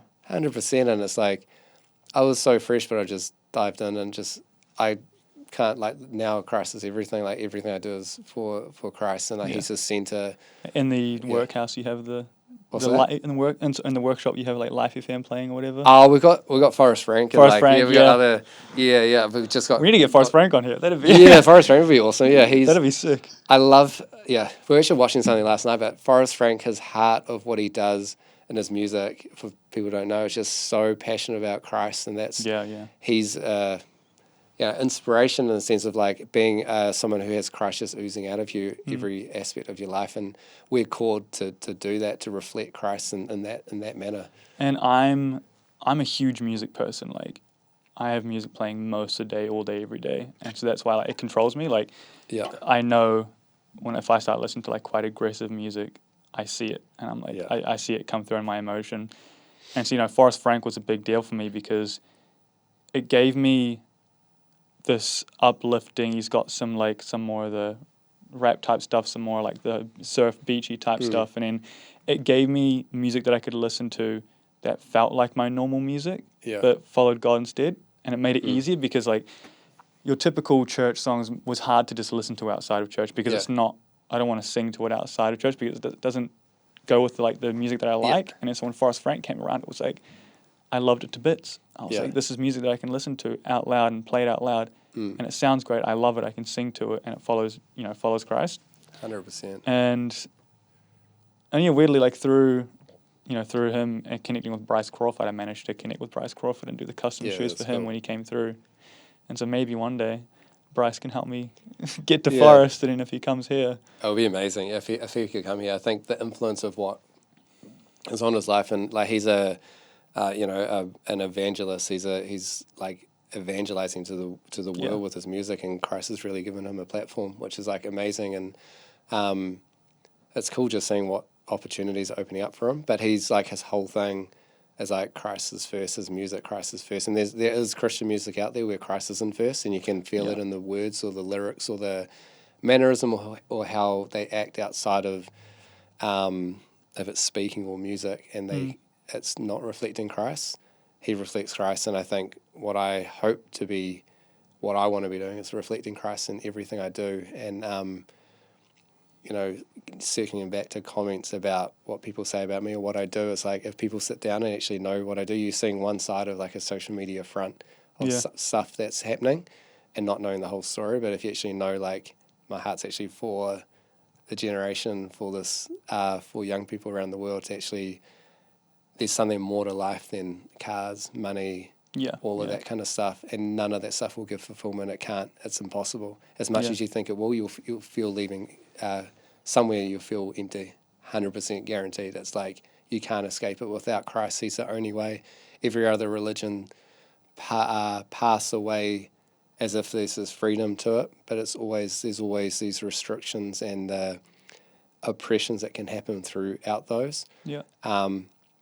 true freedom is, I can honestly say it's through Christ. Yeah. So you are importing a $1 million Skyline.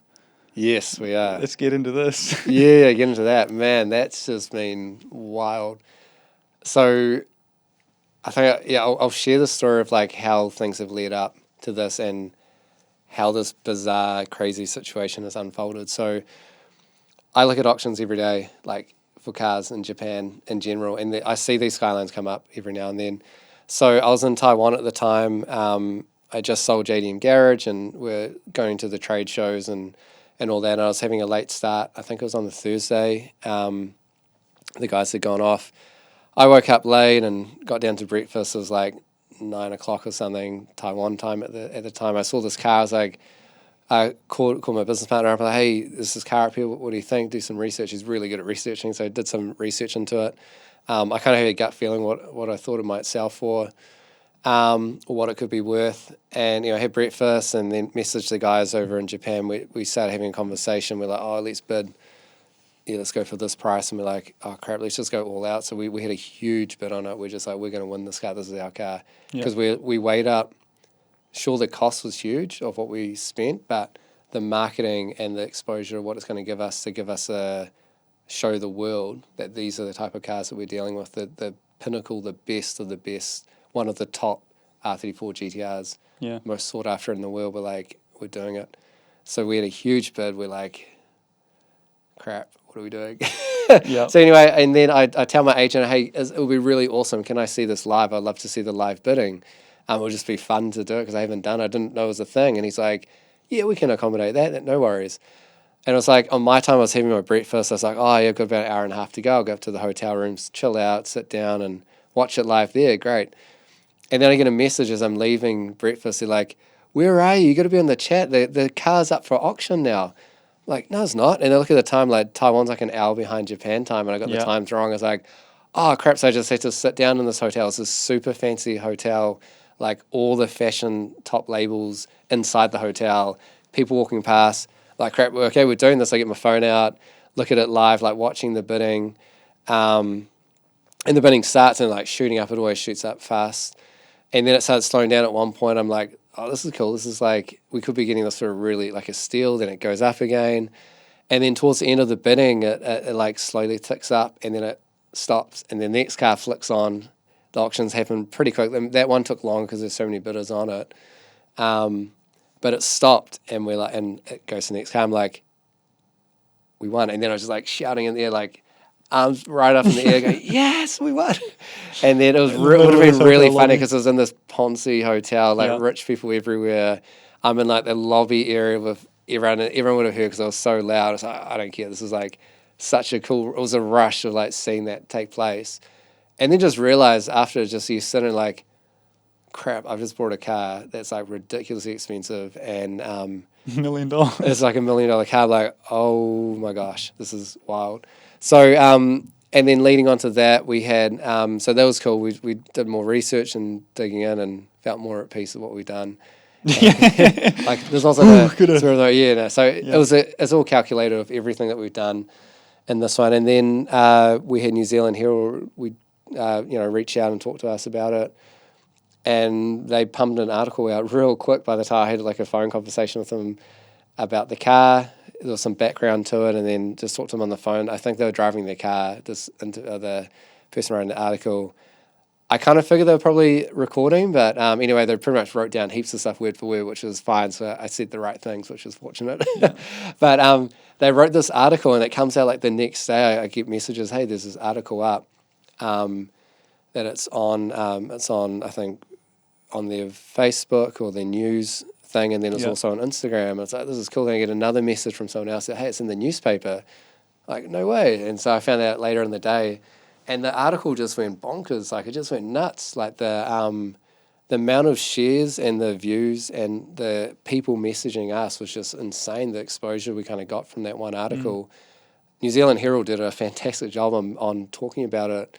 Because it's a M-Spec NER Millennium J GTR. Yeah, so the M-Spec, so you had the NER models of the last, I think 1,000 produced in 2002, celebrating the R34 GTR series, I guess.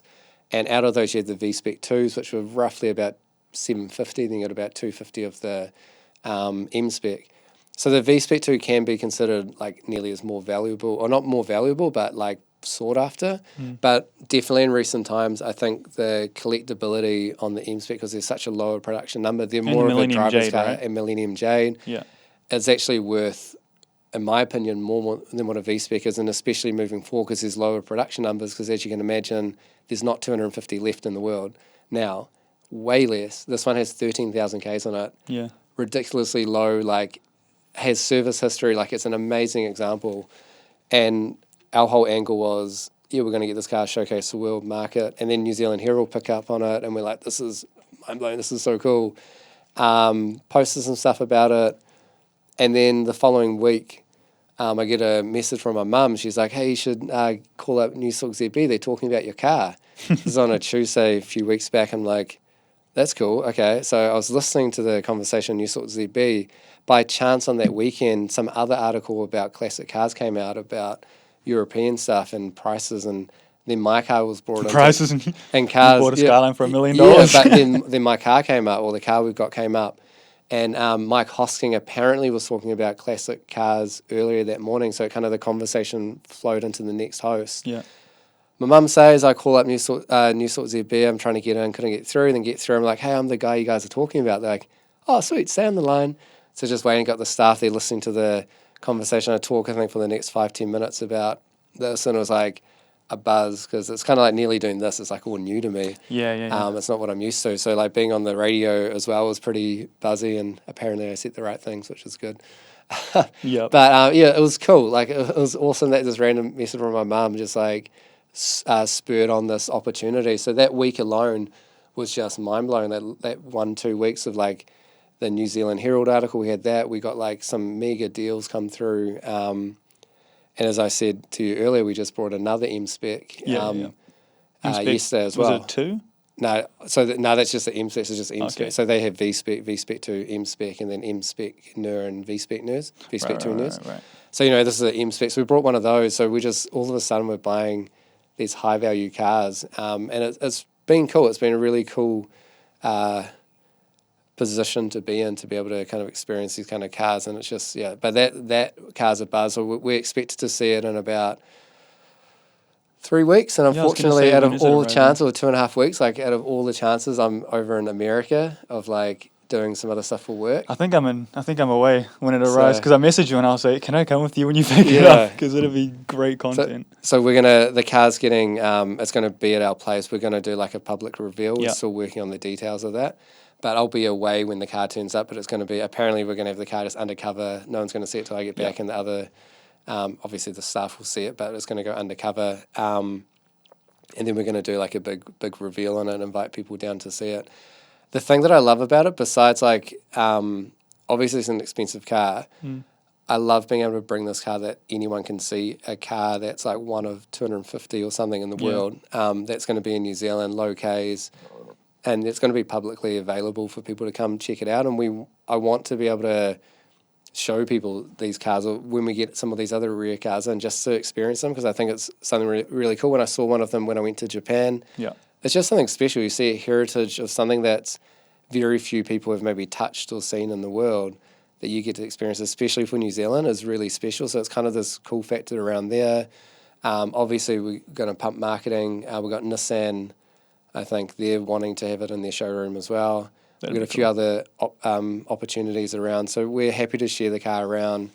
Obviously, it gives us exposure, but it's also just something cool. And we'll continue to do this. This is kind of the angle we're going down. It is insane. Like paying $1 million for a Skyline is crazy. Like it's when the car came out, how much would they have been worth?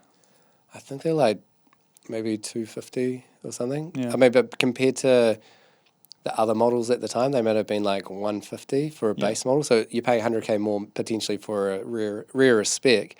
But at the time, people were just, I want a GTR, I'm not spending 100K more, which is wild. But the crazy thing is, this is like, yes, this is super expensive, but it's not the most expensive GTR. There's like, once it's sold an auction for like $3-4 million. I think the I think Paul Walker's one sold for like $3. Yeah, $3 or $4 million, like US, which is insane. But I mean, that carries a value because he's dead. Fast and Furious is the image he has, and so that drove the prices up, obviously, on that one. But even unrelated, connected to that, you get the S-Tune, you got other Z-Tune, you got all these other high-spec GTRs that are worth millions of dollars. So this one's on the upper end of definitely of these cars as well, but it's definitely there's a market for it. We've connected with these car collectors around the world, and there's people that are paying this money.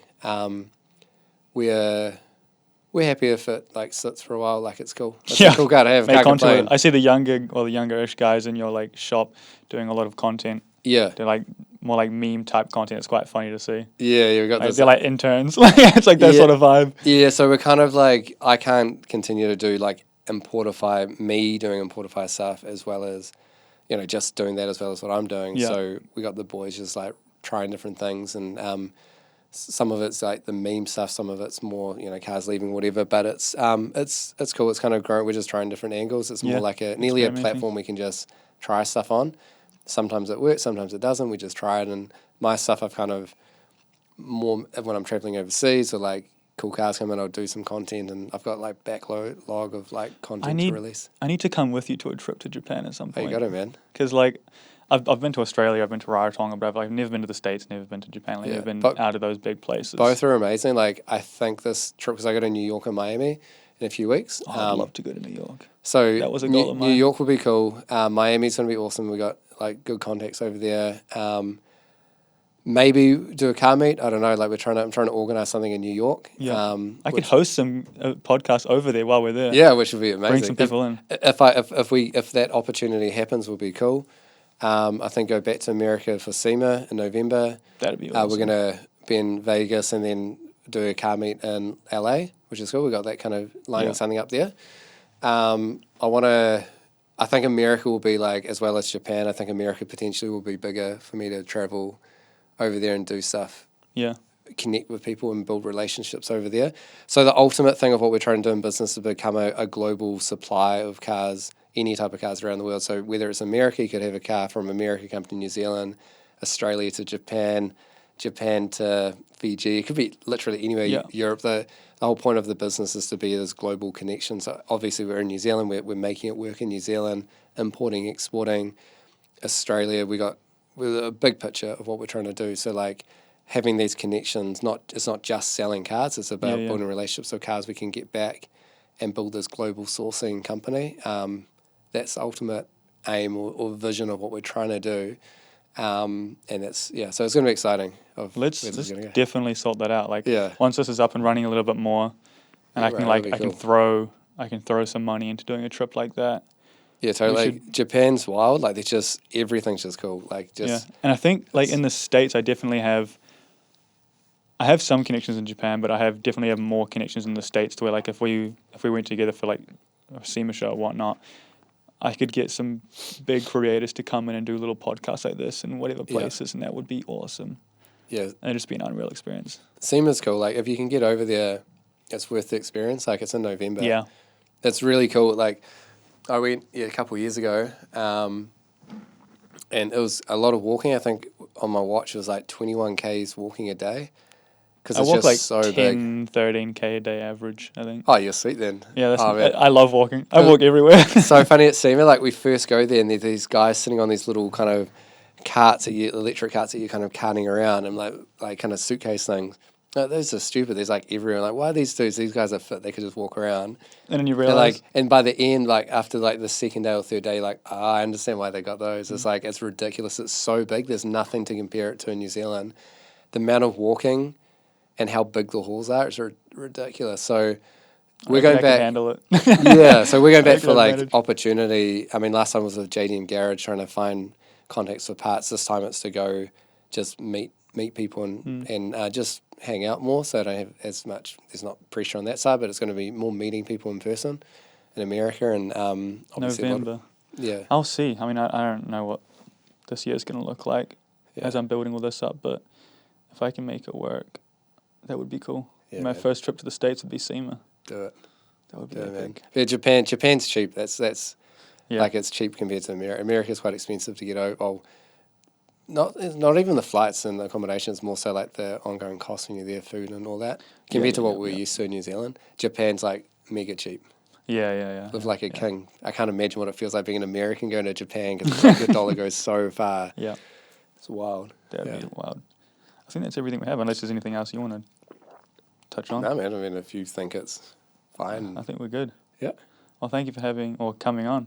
No worries, man. It's been awesome. It's been so cool. We'll definitely run up another episode at some point. And obviously you'll be a co-host, so yeah, man. You'll be with a few other people that come on. Yeah. But yeah, thanks for coming on and sharing your story. No worries, man. Thank you everyone for watching, and we'll see you guys in the next episode. I don't know who our next guest is, but hopefully Andy will be here with us. Hopefully. Right. Peace out. Thanks for coming. Ya.